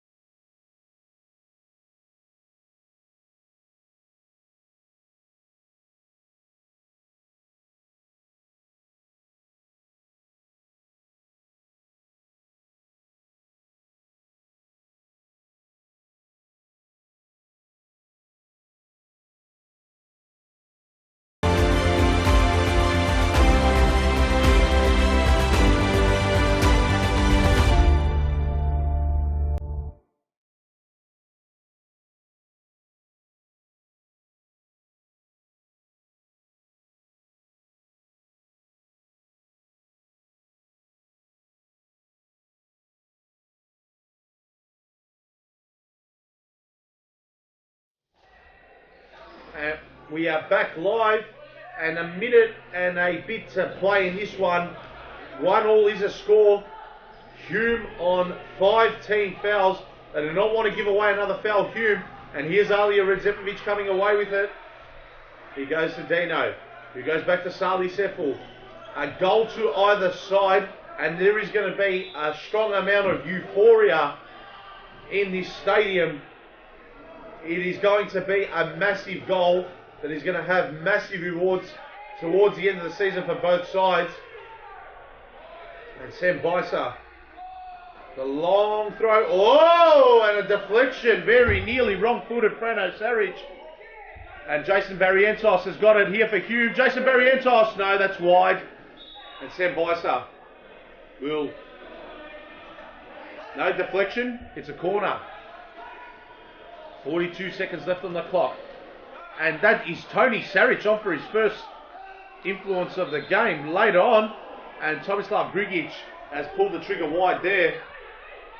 So Frano Saric, the long throw. Oh, and here it is!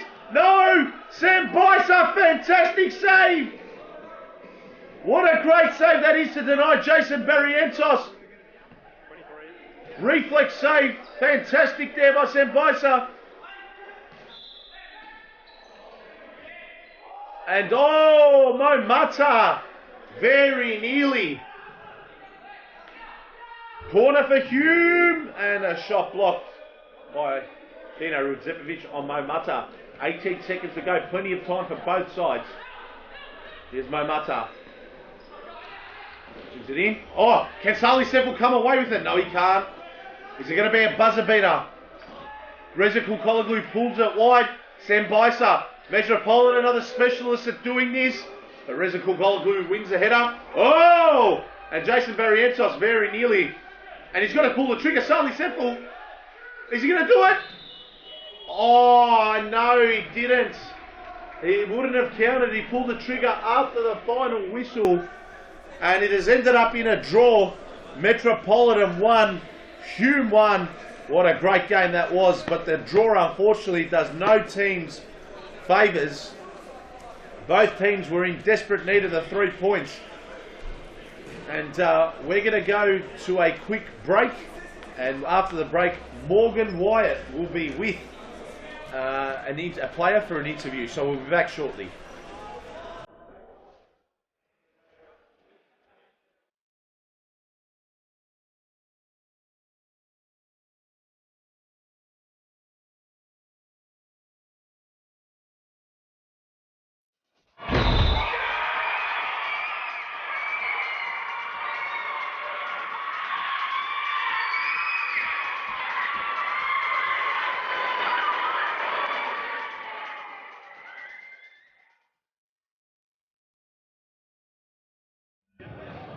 And we are going to go to Morgan Wyatt, who's on the sidelines. Morgan, who do you have? Thanks, Harry. Well, I'm joined by Obedi Sisek. Great game tonight. Managed to come back, 1-1 draw. The lowest score we've seen in series futsal. It was a tight match. It definitely wasn't boring. You had us entertained for the whole game. Definitely. Metropolitan, they went throughout the whole game. They did a very good job. They held us for the 3 points, which I congratulate them for that. We came here today to get the 3 points. Unfortunately, we couldn't, but the boys played well, so we're happy with that. Now you're in a really tight position on the ladder at the moment. It's a battle for that Series Futsal Australia spot. You're coming up against PASCOE next week. What does HUME need to do next week against PASCOE? We saw FITZROY take it up to them today. Will you be taking some notes from that game? Oh yeah, definitely. PASCOE, they're already champions, so they've got nothing to play for, but yet again, they still go all out every game. So we're going into that game with the same mentality. We need the 3 points because we need to finish top 3. And also we've got our captain back, which is very important for us, and it's going to be a big boost. Well, we appreciate your time after the match and all the best for next week. Thank you, thanks a lot. Back to you, Harry. Morgan, and a great interview there with Obedi Sisek. Game 4 now is where our attention will go towards. It is between CARLTON, who are in absolute disarray. They're up against an informed Brunswick. So stay tuned for Game 4, the last fixture of Matchday 17. I will be leaving, and in the box will be Jimmy Soufis and also Grant Rowley for the last game here of round 17 action. Quick break, and we'll be back for Game 4.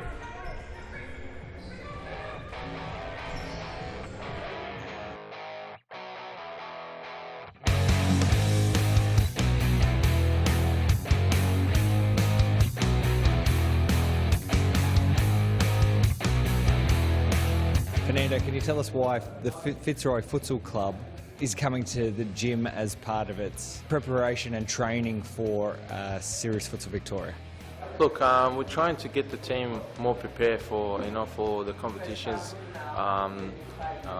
the yearly competitions. I thought the players need more preparations, and then I had a good chat with one of our players, which is heavily involved here, Urban Athletic.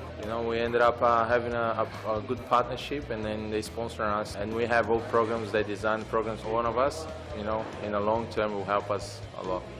Urban Athletic joined Fitzroy ahead of the big Futsal Oz Live event. And look, since then the team has had a very good run of results and is, really pushing toward a top 3 result. Can you see a correlation between the partnership and some better results on the futsal court? Of course I can. Obviously they came on board for the big game, and then when we sat down and had a chat, it was good for both parties, and obviously they jumped on board and with a very good setup for us.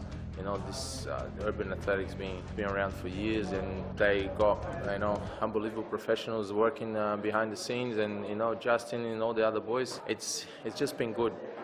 We can see the results. Obviously, still important to do on-court training. What's the balance that you have? The balance, we train twice a week on court, and then twice a week at the gym. Every player has their own program. They have to follow it. If they don't, the results will show. Justin, why support a futsal club? Well, we're local. We're just down the road from Futsal Oz. They're in Victoria Street. And weight training and strength conditioning training is a big part of all sports. We're really big on injury prevention and getting people to move well. So that's a big focus of the training with the guys here.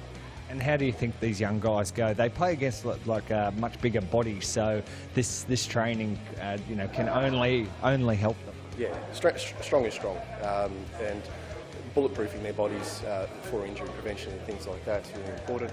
And making sure that they can deal with the knocks, the bumps, and things like that, and that they can be as fast, as strong, and get through the competition.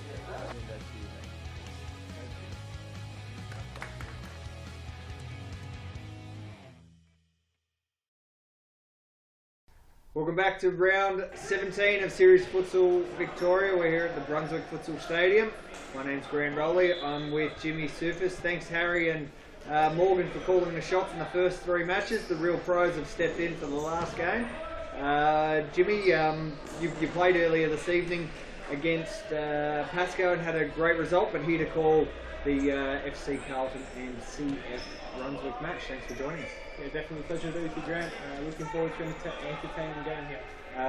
Speaking of entertaining games, you guys Fitzroy offered a fantastic game against PASCOE VALE and took the premiers to a 2-2 draw. So fantastic result. Look, like I said to Morgan earlier, it's a bit bittersweet. We would have preferred 3 points after leading 2-0, but in the end, we drew this time instead of losing the lead. So a point's a step closer to where we want to be, as I said earlier. Great, yeah. So that puts you. You should stay about 4th, I think, on the ladder. Yeah. It's very close in that mid part of the table, and that's exactly what Brunswick here, as our viewers can see, in the red shirts are fighting for. They're right in the mix as well for that spot in the all-important top 3 position that will guarantee a spot over at Series Futsal Australia over in Perth in a couple of months. For sure. It's something everyone wants to be a part of. If you can't win the title, you play to be a part of a tournament like that. And the first one in WA, everyone wants to be a part of it with their club. So hopefully we do get the chance to go over there. So here we have Brunswick, who, as we were just saying, have a real good shot at being in that top 3. I think they'd slip back to maybe 6 at the moment, I think, yeah. So Antonis Apostolakis there just scrapes it across the goal. And Metropolitan in the blue and white really fighting for their spot in the that's a handball outside the box. He's giving a yellow card there, Ricardo Arujud. A little bit accidental possibly, could be his thinking. So I guess we'll run through the lineups quickly. For Brunswick in goal, number 20, Christos Apostolakis. There's number 8, Josh Pulverenti. Number 17, Chris Triantafilopoulos. Number 7 is Kui Mu. And the final player is Antonis Apostolakis. Unconfirmed which number he's wearing. We'll get over to that after the free kick. For Carlton, there's number 5, Ernie Sinsek. 16 on the ball, Shaban Rajab here. As he chips it over, Apostolakis. That's lucky. I don't know how the ball didn't go into the net there. So we almost had our play of the round just there. Real cheeky there from Rajab. We have a replay here. No one really expecting it. Also, though, Sinsek completely unmarked. Possibly should have played the ball there.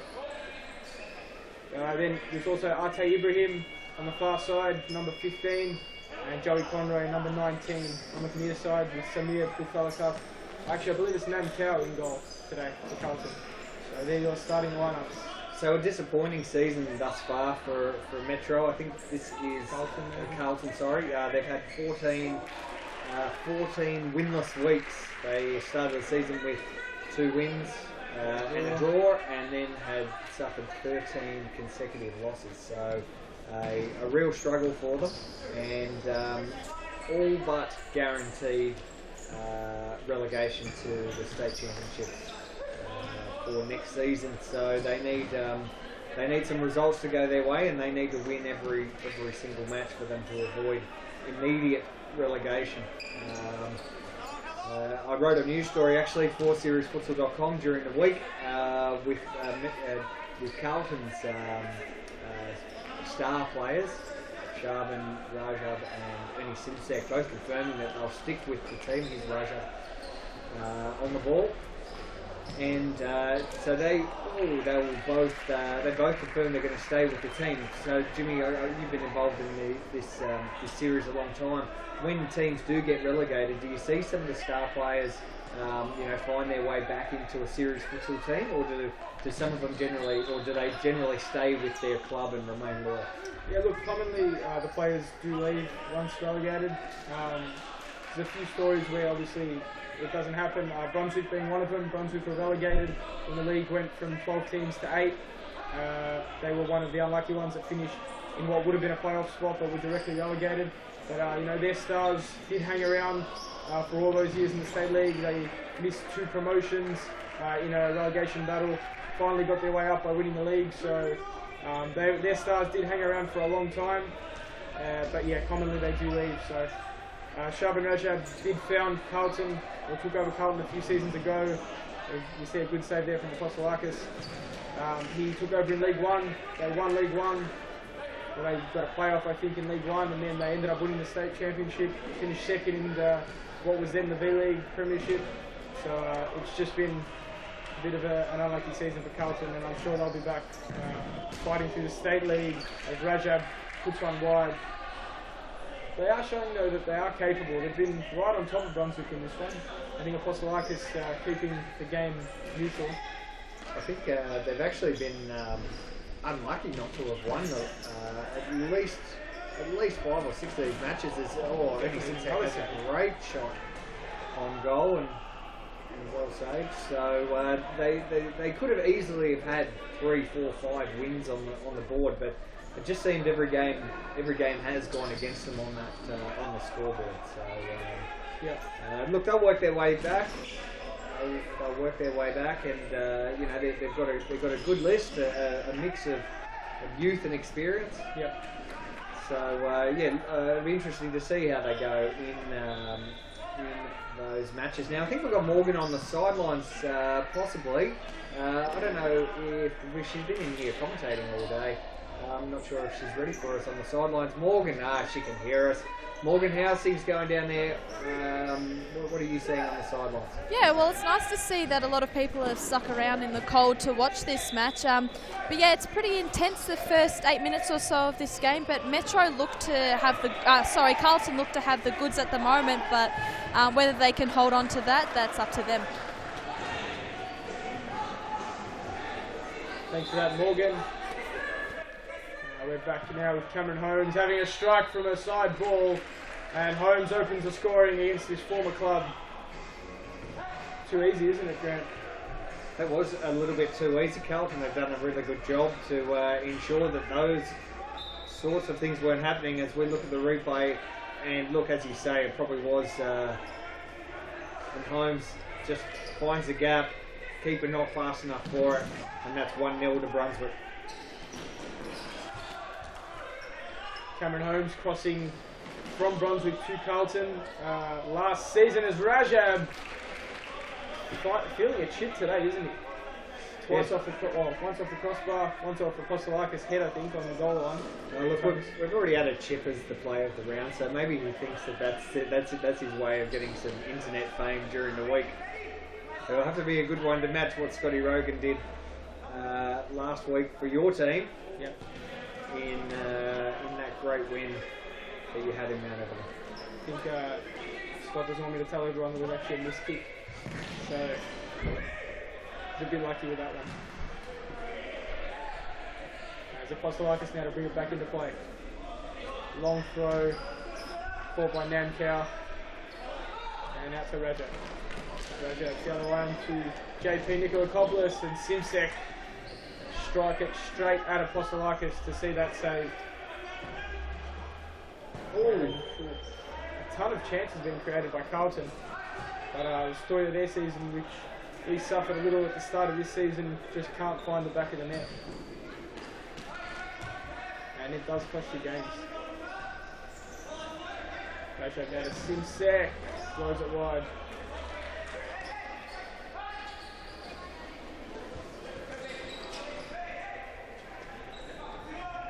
there now is we have Janeek Aiden on the far side.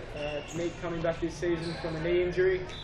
He was part of Carlton's season where they finished second, played a lot of minutes and did a great job for their team, scored a lot of goals and assists.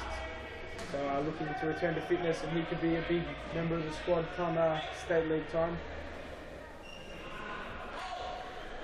So so we have all the teams are looking for a spot in Series Futsal Australia, as we talked about, being played over in Perth. But the other competition that would almost went in, unbelievable. JP Nikolakopoulos off the post, shakes his head, not happy, very close. Maybe our excellent production team might be able to give us a very quick replay of that. They're really onto it tonight. Toe poke, off the hand. Definitely. And Fosilakis, who's been my man of the match so far, keeping Carlton at bay with some awesome efforts at goal. Yeah, so we've not only got Series Futsal Australia, we've also got the FOS Cup as well. So Jimmy, just explain how that works. It's I guess this Series Futsal Victoria doesn't have a grand final or semi-finals as such, but the FOS Cup is the final match of the season. The final matches of the season, you might suggest. Yep, so it'll be the top 5 teams in the league taking part in that one, as well as the winners of the State League Championship.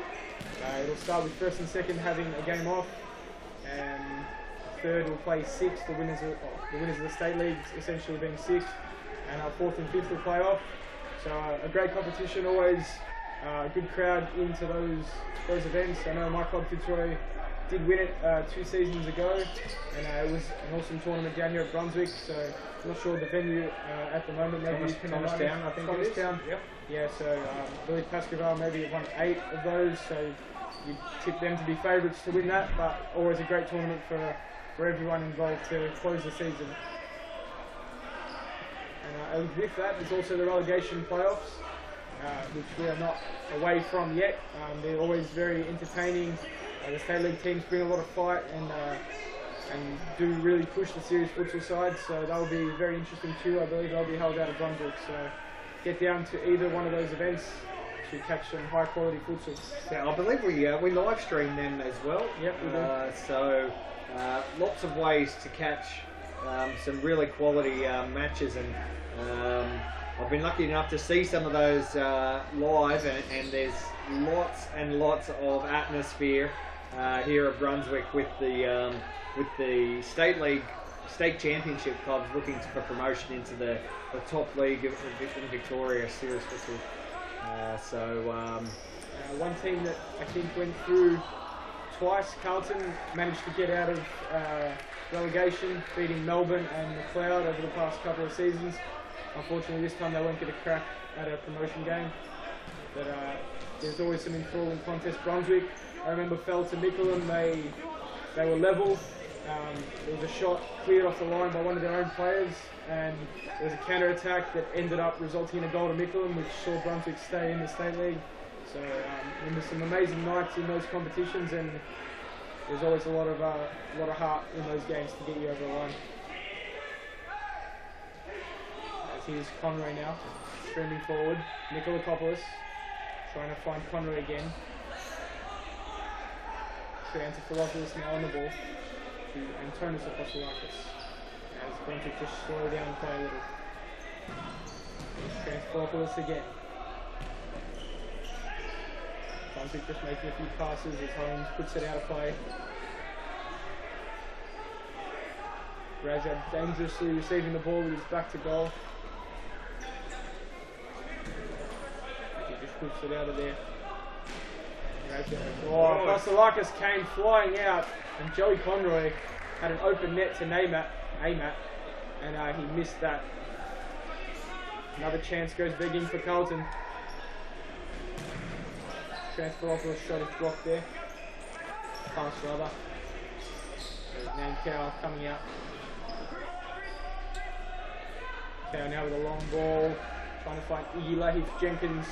Only 15 years of age, Iggy playing in Series Futsal Victoria, one of the youngest in the league. Can't think of too many more around his age. Jackson Shaw, playing for Fitzroy. Yeah, not many more that I can think of, aside from those two. We'll cross over to a short ad break during this time out.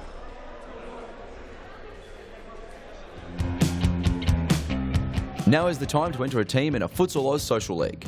Open for men, women and mixed teams almost every night of the week. We will match your team's abilities to an appropriate league, giving you a competitive and fun experience. So gather your mates, create a team and become a Futsal Oz Social League champion. For more information, visit futsaloz.com.au. Futsal Oz mixed leagues are a great way for all your friends and family to play futsal. Boyfriends can play alongside their girlfriends and wives and husbands can join forces to take on the mixed futsal world. There's a great league waiting for your team of guys and girls to play. Whether you are a group of super competitive players or you just want to have a bit of fun. So pick up your phone, text your pals and start a Futsal Oz mixed team today. For more information, visit futsaloz.com.au.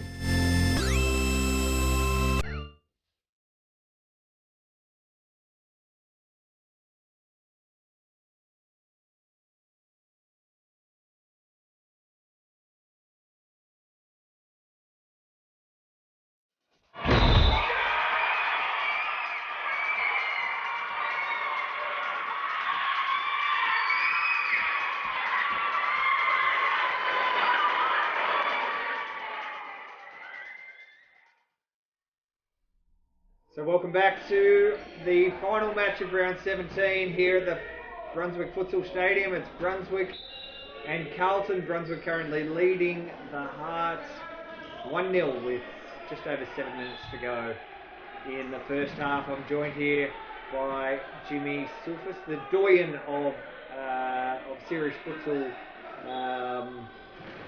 history and everything that sort of goes with it, and of course plays for the currently very successful Fitzroy team. They had a very tightly fought draw against PASCOE VALE earlier this evening, and but now our attention is on Carlton and Brunswick.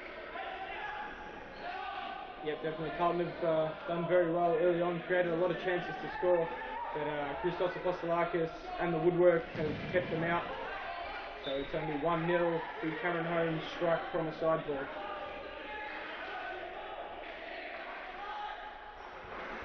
Here's Rajab now on the ball. Conroy. Well, Conroy's ball almost read by Pulverenti there.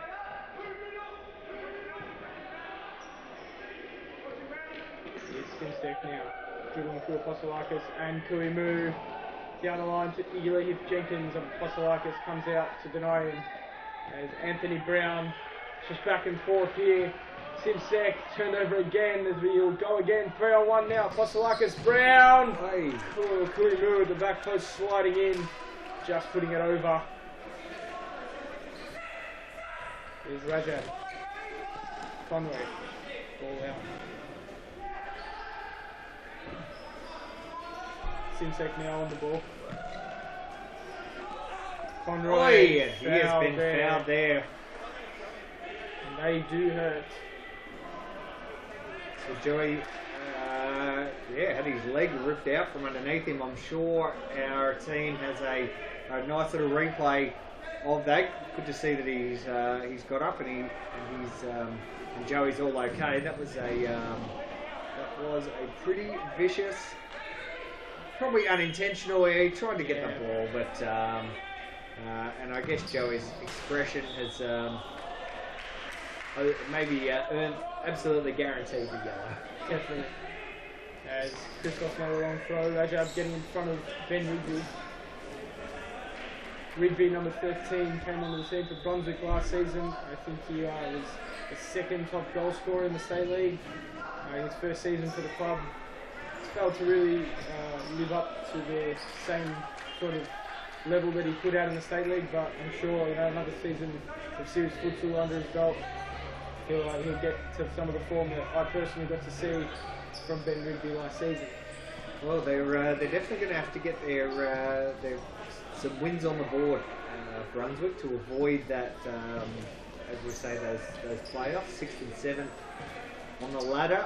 Play in the playoffs against the state championship, the 2nd and 3rd from state championship. So in such a tightly contested competition that we have right now, they're going to need some wins to be up there in that 3rd, 4th and 5th spot that they're all aiming for. I'm sure you probably don't want Brunswick to win this from a Fitzroy point of view, but yeah, the competition is very close and every point is going to matter. Yeah, definitely. Every game is a little nervous for the sides in and around that relegation zone. Out of all the sides involved, I think Brunswick is probably one of the toughest that a state league team could face. With so many of their new inclusions, you'd probably find that it'd be very hard to beat them. But with Ashburton, I think they haven't won now for about 3 or 4 weeks, so they're looking like they're going to drop down. If Brunswick win today, they'll be down in 6th place. Not where you want to be come the pointy end of the season. Jenkins now does really well to beat Cameron Holmes and tries a shot from distance, just going wide. For a 15-year-old, he's got a pretty damn good shot on it. Does. There's a lot of power behind the ball. There's Cameron Holmes there. You think his shoes are pinker than mine? They're definitely right up there in the bright factor. He has his shot saved, and then on his right foot, just as we're speaking about him, Cameron Holmes puts a 2nd goal past his former club, CARLTON. You don't see many goals on his right foot, as we'll have a look at the replay. Passed it with his right and scored it with his right. 2 shots with his right foot, Cameron Holmes. I know he'll love that. Does work on it a lot in social leagues on Monday nights here for one of his legendary teams, past the Dutch, or past the Holland. They change names frequently, but they've been around for a long time, run by Cameron Holmes himself. So 2 goals from him and 2-0 to Brunswick. Let's go down to Morgan on the sidelines. Morgan, what have you got?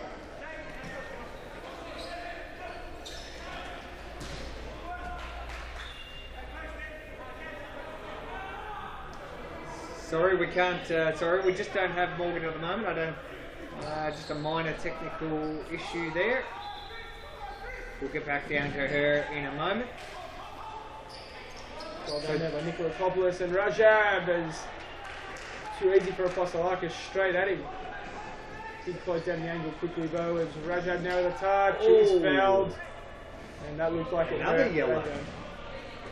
Oh, Sharpen, he spends most of his time these days down on the floor.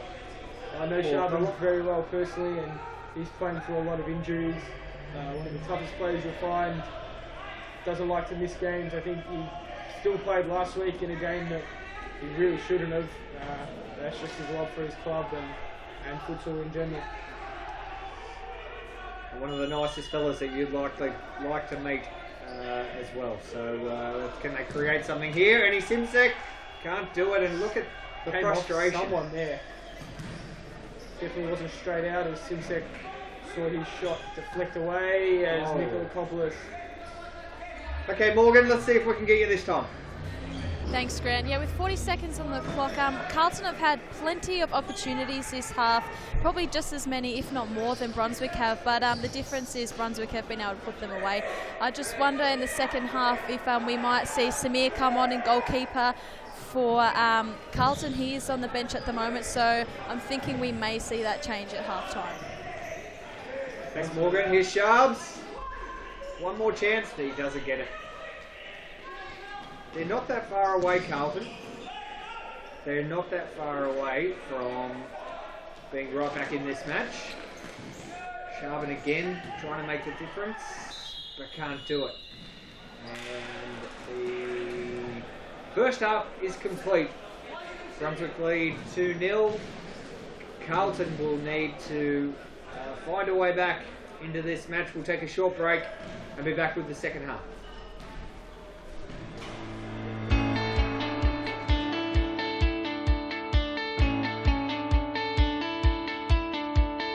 The The Futsal Oz Junior Club program is the best way to develop your child's futsal and soccer skills.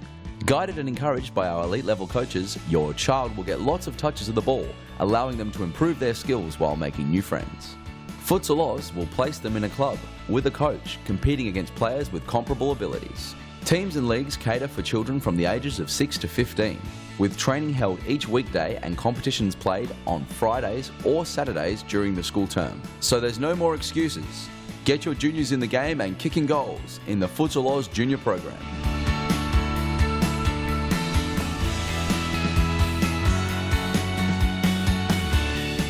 For more information, visit futsaloz.com.au.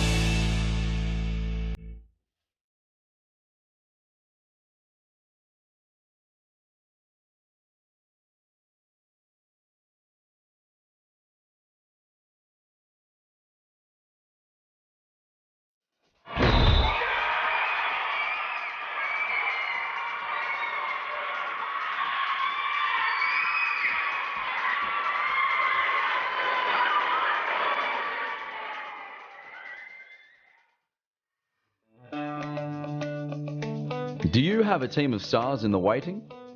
Get them off the sidelines and create a junior team today. Played on Friday evenings and Saturdays, futsal offers kids lots of touches on the ball with non-stop action. And you only need 5 players to get your own team started. Enter a junior team today and take your kids to grand final glory. For more information, visit futsaloz.com.au.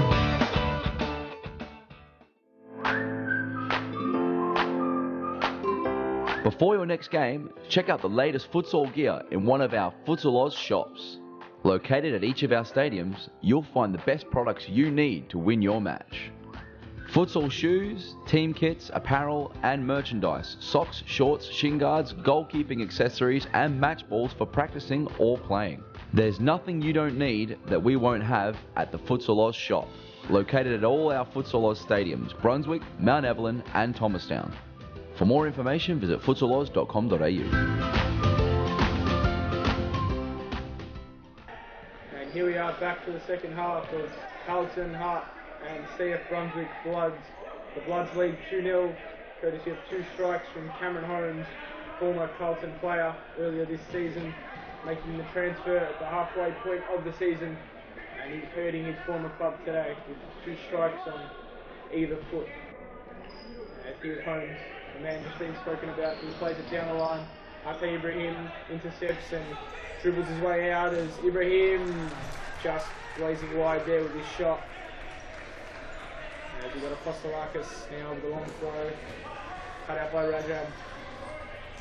Here's Ibrahim flicking it over to Antipolopoulos as Holmes gives him a little bit into the shoulder, and he had a little bit of a laugh about it as well. Actually, Jimmy, you just brought up the transfer system.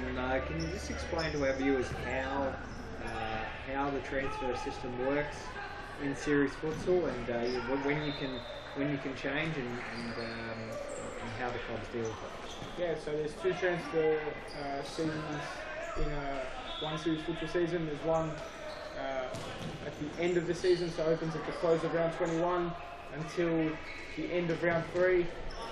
So you've got to get all your paperwork done and signatures from both your manager and your new manager to allow the transfer to be completed. And then you have one that opens in round 11, so once round 11 is around, you can transfer clubs as Cameron Holmes did. Again, needing confirmation from both parties, and it closes around 14. So you've got about 3 weeks during the season to bolster your list, as well as free agents. They can come in obviously at any time, not being assigned to any series futsal club.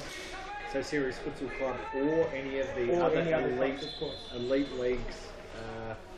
For those who want more information on the elite clubs, you go to seriesfutsal.com, where there is lots and lots of information there. There's 4 elite leagues that compete within the Futsal Oz system with series futsal. This championship you see right here being at the top of the tree, and there's also the youth league and the women's league, which is played every Wednesday night out of the Thomastown Stadium, which is also live streamed on the same channel that you're watching here. So lots of futsal to get involved with, whether it is watching or playing, as Carlton go on the attack and just can't seem to finish again. Probably the story of their 2016 season. Yeah, I think there's not many sides that haven't scored more goals than us this season, but I think the only one is Carlton. Two sides that, Paul Valenti almost having an open net there, but for Solicup getting across, and Nick Aiden, he can score goals. Another side, we were the lowest scoring team in the league for a long time, conceding the least amount of goals as well, but we did struggle to put it in the net, and I think Carlton do have the same problem. We were always taught defence first and goal will come. So unfortunately for Carlton this season, it hasn't. But I'm sure they do train a lot. They're a very organised club. They have all their sponsors and their hierarchy there, their coach, Frank. So I'm sure they'll be back in the not too distant future. Jimmy, there are some super bright shoes on some of these Brunswick players. There is, isn't it? Make me jealous. Simsek now running off Razak. Abdul Razak there, I believe his name is. There we go, not many brighter shades of yellow going on. Conroy with a long range strike into full Valenti. Conroy again. He has scored some curlers over his time. Conroy, maybe advantage. Oi! Very good. Did get a foul up there, but it's a great save by Putholica, denying full Valenti. Full Valenti again. We're seeing a few long range efforts being tried now. Postolakis even has it himself.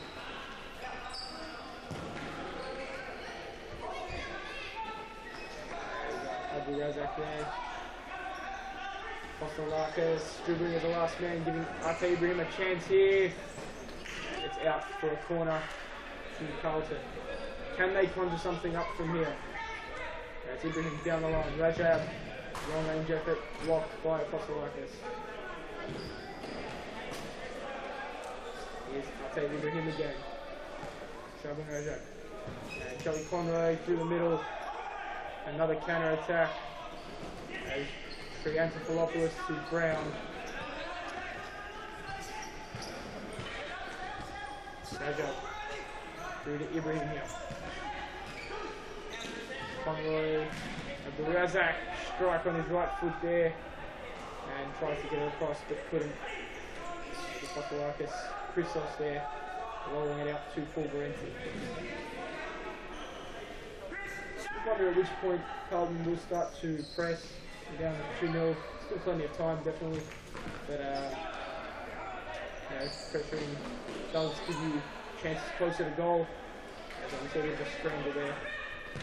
Rajab. Oh. And it does happen quite a lot with Brunswick. Shots that are goal bound do get blocked by Antonio Postolakis. He does make a lot of blocks. Just seems to be in the right place at the right time. If there was a serious futsal dream team, you'd have him as your, you'd have him in there for sure. Definitely. He's definitely amongst the top players that we have in the league. As another Rajab shot fires just for the way. Here's Brown. Kumu, another very experienced player, wearing number 7 today for Brunswick. One thing you won't see watching the live stream, you have to watch Kumu live, is his positioning is always imperfect. He's always adjusting his positioning to be perfect, and he has a lot of experience and knowledge of where to be on the court. As you'll see there, he just intercepted a ball from Rajab. One of my favourite players, Kumu, with the ball in his hands right now. How old is Kumu? How long has he been playing around these leagues? He's been around for probably about 7 or 8 years. Around serious football. Not sure of how old he is. He's probably closer to 30 now. But has gone through some pretty bad injuries. I believe one to his ankle. He had an ACL injury which he suffered here at Brunswick. So he's recovered very well and great to see him back out in the court again. see Razak now with the ball over the top as he shields the ball out of play. Off the line, just with a long throw. Out by Razak.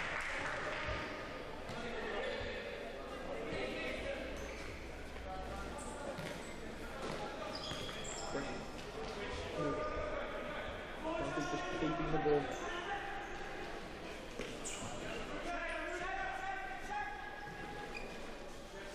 Good ball movement here from Andrew. He gets the ball stuck under him, but it's played wide. So a few Brunswick passes here, not much else happening.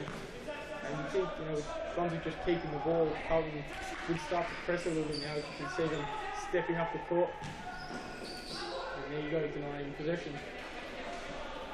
Plenty of time. Yeah, 14 minutes to go. It's a long way in a game of futsal, particularly in the second half, where the last 2 minutes use the stop clock rule. And if they lose possession here, they could be in a lot of strife, but they haven't. They've retained it and lost it again. As they hit Jenkins now, you can have a strike at goal. That's on wide. Fixes up his head just after he does that. That's very important. No one there for Brunswick. That header, and that's a great ball. Jenkins saved Joey Conroy. Oh, blocked again. Just taking a little bit too much time. Carlton are starting to press. Jimmy picked it. It's what they need to do. Here we go. No. And they're starting to see a little bit of frustration. So this is where Carlton just need to, they just need to relax a little bit. Yes, they can press, but they need to get retain that heat and start putting that strong press on and start having some possession, because that's the way they're going to be able to get back into this game. And look, it'd be really good to see Carlton have some success. They've been really close in recent weeks, but where Brunswick are running, they probably need this win more than the most out of these two teams. So it'll be an interesting last 12 minutes to this game. Okay, the last time they met, I believe, there was a 2-goal deficit at that time at Mount Evelyn, not too long ago. What was it? It was 8-6 in the end, I believe. Brunswick led for a lot of that game, and Carlton came back and just fell short. Maybe today they can earn something for their efforts. It's been some extremely low-scoring matches today during round 12. First match between BALWYN and ASHBURTON. The result escapes me. Oh, actually, it was a bit of a blowout, wasn't it? It was a 8-4-2, 8-4. There we go. So that was a reasonably sort of standard futsal scoreline. But then the 2-all draw between your team, Fitzroy, and the new champions, the dual champions. 9 times PASCOE have won it, a 2-all draw there, and then in that last match another draw. And here we go, they've finally done it. Ernie Simsek, great work from Joey Conroy down the left flank. He cuts it back, and Simsek on his left foot still hits the woodwork, but finally a little bit of luck goes Carlton's way, and in off the crossbar. Let's have a look at the replay.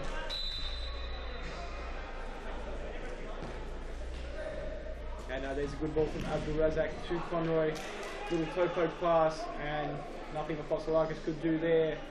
As Ernie Simsek, one of the top scorers in the league, buries it. And as we said, it's game on. Good little ball here from Conroy with the outside of his right, and great finish in off the crossbar. Joey was pretty happy with it. He's gone and made sure that the ball was in there. He's kicked it, he's re-kicked it in just in case the officials did not see that it had gone in. So there we go. It's 2-1. Carlton on the board for the first time this evening, and now with a real chance of putting themselves in the game. Ernie Simsek, he's a game changer. He's one of those players in this league who can take the match by the scruff of the neck and change the outcome. And he's the type of player that he is the player that that Carlton need to be firing every single week. As a shot goes wide from heads, I think it was. So Carlton, I don't know, Jimmy, what do you reckon? Can they get back in this? Can they get a couple of goals? I think they've created enough chances to get back in it. Well, there you go, Rajab. Just as we're talking about it, finds Jeanette Aiden at the back post, and he taps home to level it up 2-2. A ball that Rajab plays quite often. We'll have a look at the replay if we can. Here we go, Rajab grabs it, Aiden unmarked, no one looking at him there. Splits them all, and it's 2-2. Great ball from Charlotte Rajab. And we're level now, Grant Rowley. Not too bad. I think another really tight match tonight here at Brunswick. That was perfect off the right foot. Finds his way past. Bernie very happy with it as well. And I think it's fair to say it's been coming. The whole first half, Carlton had a lot of chances, and the early stages of the second, they created a few as well. Rajab almost did. Spends a bit more time on the floor.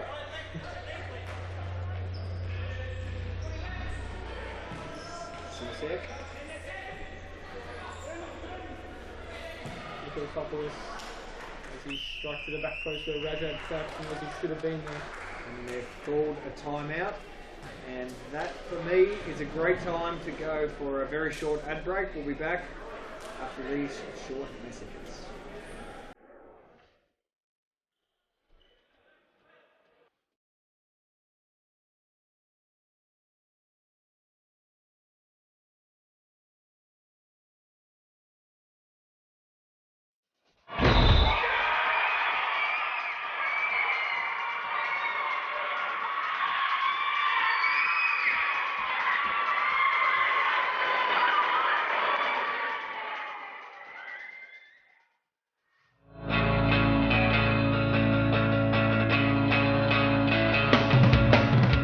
Save the day and improve your goalkeeping skills in our junior and senior keeper training only at Futsal Oz. Improve your techniques at ground level and in the air while running through new skills and drills developed by our elite level goalkeeping coaches. Become perfect post to post in our comprehensive goalkeeper training. It's happening this week at your local Futsal Oz stadium. For more information, visit futsaloz.com.au.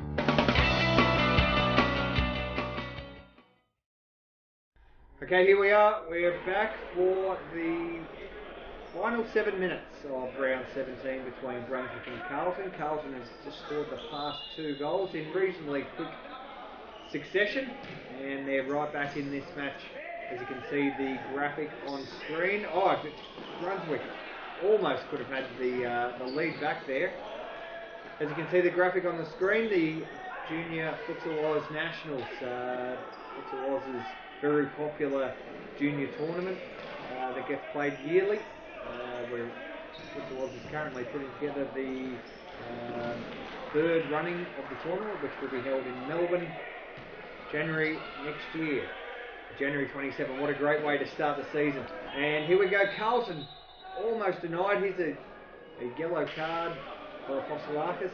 He fouled Ernie there. Ernie a little rattled on his wrist, but the boys are apologising for what happened. Maybe our tech department will be able to grab a little replay, but let's see how this free kick goes. Can Carlton conjure up something? No, they can't. So the Junior Futsal Oz Nationals will be held here in Melbourne. It was a fantastic tournament last year with over 50 teams from all around Australia coming, and almost another goal for Carlton. Over 50 teams coming, all played at Mount Evelyn last year. Not 100% confirmed where the tournament's going to be held this year. It could be held at 2 or 3 of our stadiums. So the main one being Mount Evelyn? Could be, yes. I think Mount Evelyn will definitely feature in some way. Another Simsek shot goes down, and he's blaming his shoelaces, it seems. So we'll give that a little bit of a tighten up. And here we go again. Almost finds the top right corner. It wasn't a shoelaces, was it?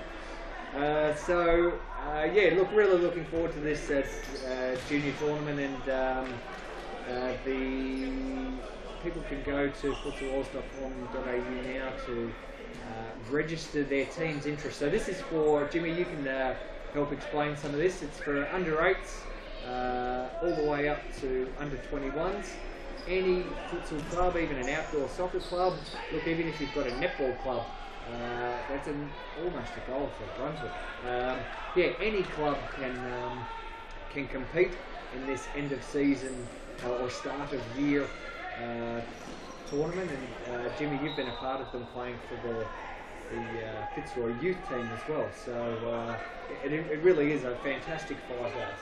It's a great 5 days. Really brings you close together with your club or your group of friends, whoever you decide to enter the tournament with. Last year, we had 5 days, 12 games.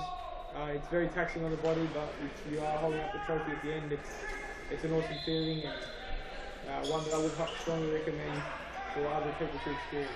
With the interest that we've received already in these early stages, I can't see any reason, as Brunswick almost put it in. We'd be into the side game there. There's no reason why we can't have up to 70, 80, even plus teams. Brunswick must score. They have. Oh, they have. Rajad there went to the player, Triantafilopoulos held onto the ball, and at the second time of asking, he puts it in the net. Lead through to Brunswick. We'll have a look at the replay. Here's Rajad. Went a little too early, committed.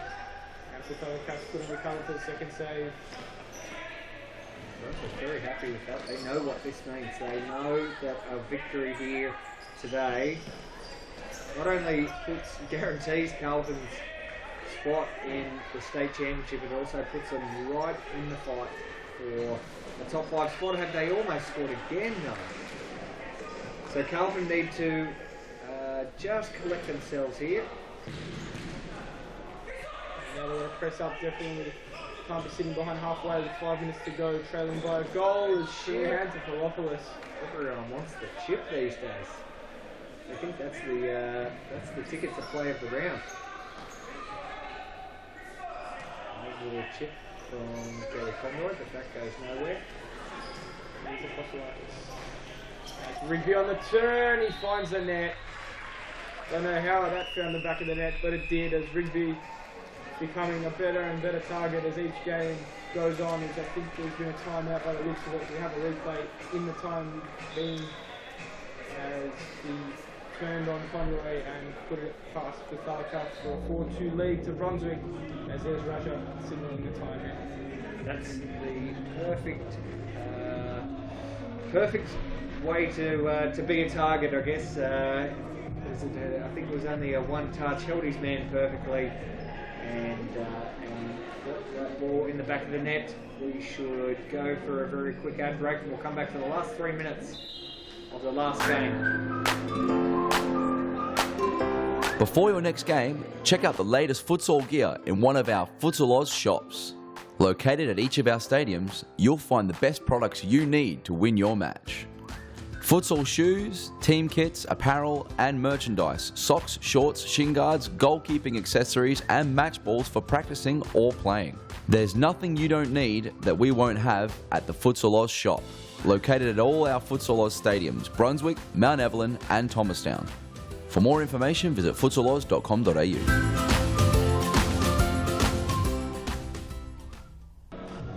Here we are, the final 3 minutes of round 17. That's Carlton and Brunswick. Brunswick now leading 4-2. They scored the first 2 goals. Carlton came back, scored the next 2, and now Brunswick have got themselves into the box seat, leading 4-2.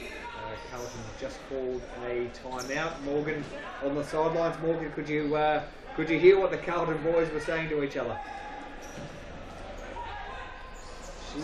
Sorry, Morgan. Not ready. No dramas. As Rajab finds the floor again, he's quickly onto his feet. He wants, so just over 3.5 minutes to go. Stop clock. They need a goal very, very soon. The wall broke and Rajab decided to hit it. The fellow comes out and it is it. As we'll cross down to Morgan for the sideline people. Thanks, Jimmy. Well, to answer your question, Grant, no, I couldn't really make out what they were saying in the Carlton huddle. It was a bit of a tight-knit quiet conversation going on, but I'm sure it was more of just keep pushing through. It's such a hard situation that they find themselves in. So, Jimmy, I'll pose a question to you. What's the goal for the rest of the season for Carlton? Look, relegation seems likely for this team, so what's the process from now on? What do they focus on for the rest of the season? The goal for the season for Carlton, play out the remaining games, I guess, and I've got a few youth players in the final games, give them some serious football experience, I can only imagine.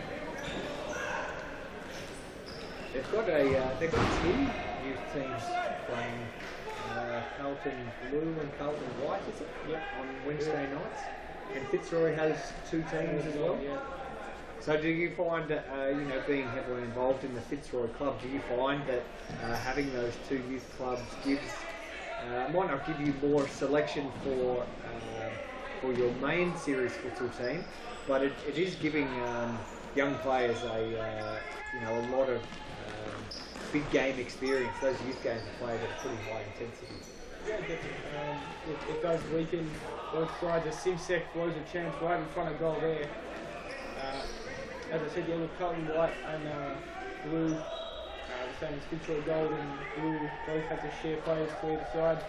So results-wise, it does weaken the sides, but for experience, it's definitely better for everyone involved. There's not as many subs on either side, and you can blood more and more players. And in the coming years, you'll see some of the talent that comes through the youth league. They'll take Series Futsal Victoria a lot. I can really imagine some real talent in that league, just a little young and raw at the moment, but that's what the league's for. Rajat now receiving the ball from the Futsal Cup, just can't play in very properly. Simsek. To get away by Apostolakis, a minute and a half, roughly with stop clock remaining. We're definitely running down the clock here. They need to be careful. Yep, just wasted, and you can see the frustration again from Sharbin. Great player. Simsek now bursting clear, and the ball goes out of play. Rajab runs past the ball. Conroy uses it wide. And some frustration as well from Carlton. Only natural. Long ball from Apostolakis, cut out by Simsek as they can look to counter again. They do beat 1 and 2. Simsek blocked by Apostolakis once again, as it is a Brunswick ball.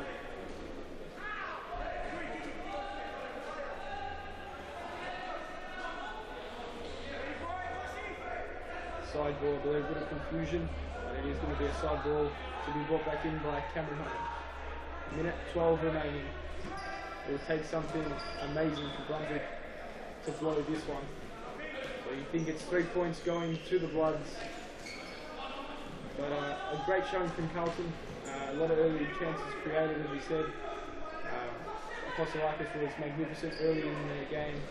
And it's a turnover there from Rajab as Pulverenti is chased down by Shardin Rajab. And the ball is out for a corner. 1 minute exactly remaining in round 17 of Series Futsal Victoria. The shot is saved by Futsal off Cameron Holmes. Moving over the top. It's miscontrolled.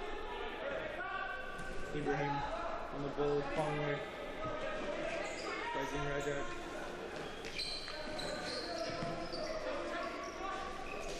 Rajab forcing it now, trying to find a goal. Does he get a foul there? He doesn't, and it's 3-on-1. Pulverenti cut out by Pulthalakat, and now they can break. Conway with time and space on the left flank. Rajab! Oh, what's happened there? Not sure how Carlton didn't find the back of that there. Rajab made it there as a new injury to add to his collection. He's racky enough, isn't he? Conway now, 28 seconds remaining. Straight into Pulverenti. Simsek. Wide to Ate Ibrahim. The ball is out. A messy end to this game. Got a back and forth play. Brunswick just want to run the clock down if possible. Doesn't look at it there. Trying to aim for the corner up there. Goes out now on the ball. Lift over the top as across the ruck, heads out. Goes out now, Simpson. Fair got a play there. Owens, cool move. Watch the air ground rally. As we only have seconds remaining in this one. And that is it. Brunswick take the win over Carlton in the final match of round 17 in Series Futsal Victoria. A 4-2 win to the Bloods. And well, probably deserved in the end after a good showing from Carlton nonetheless. Yeah, look, a good game. A good game of futsal there. Brunswick too good in the end. 4-2.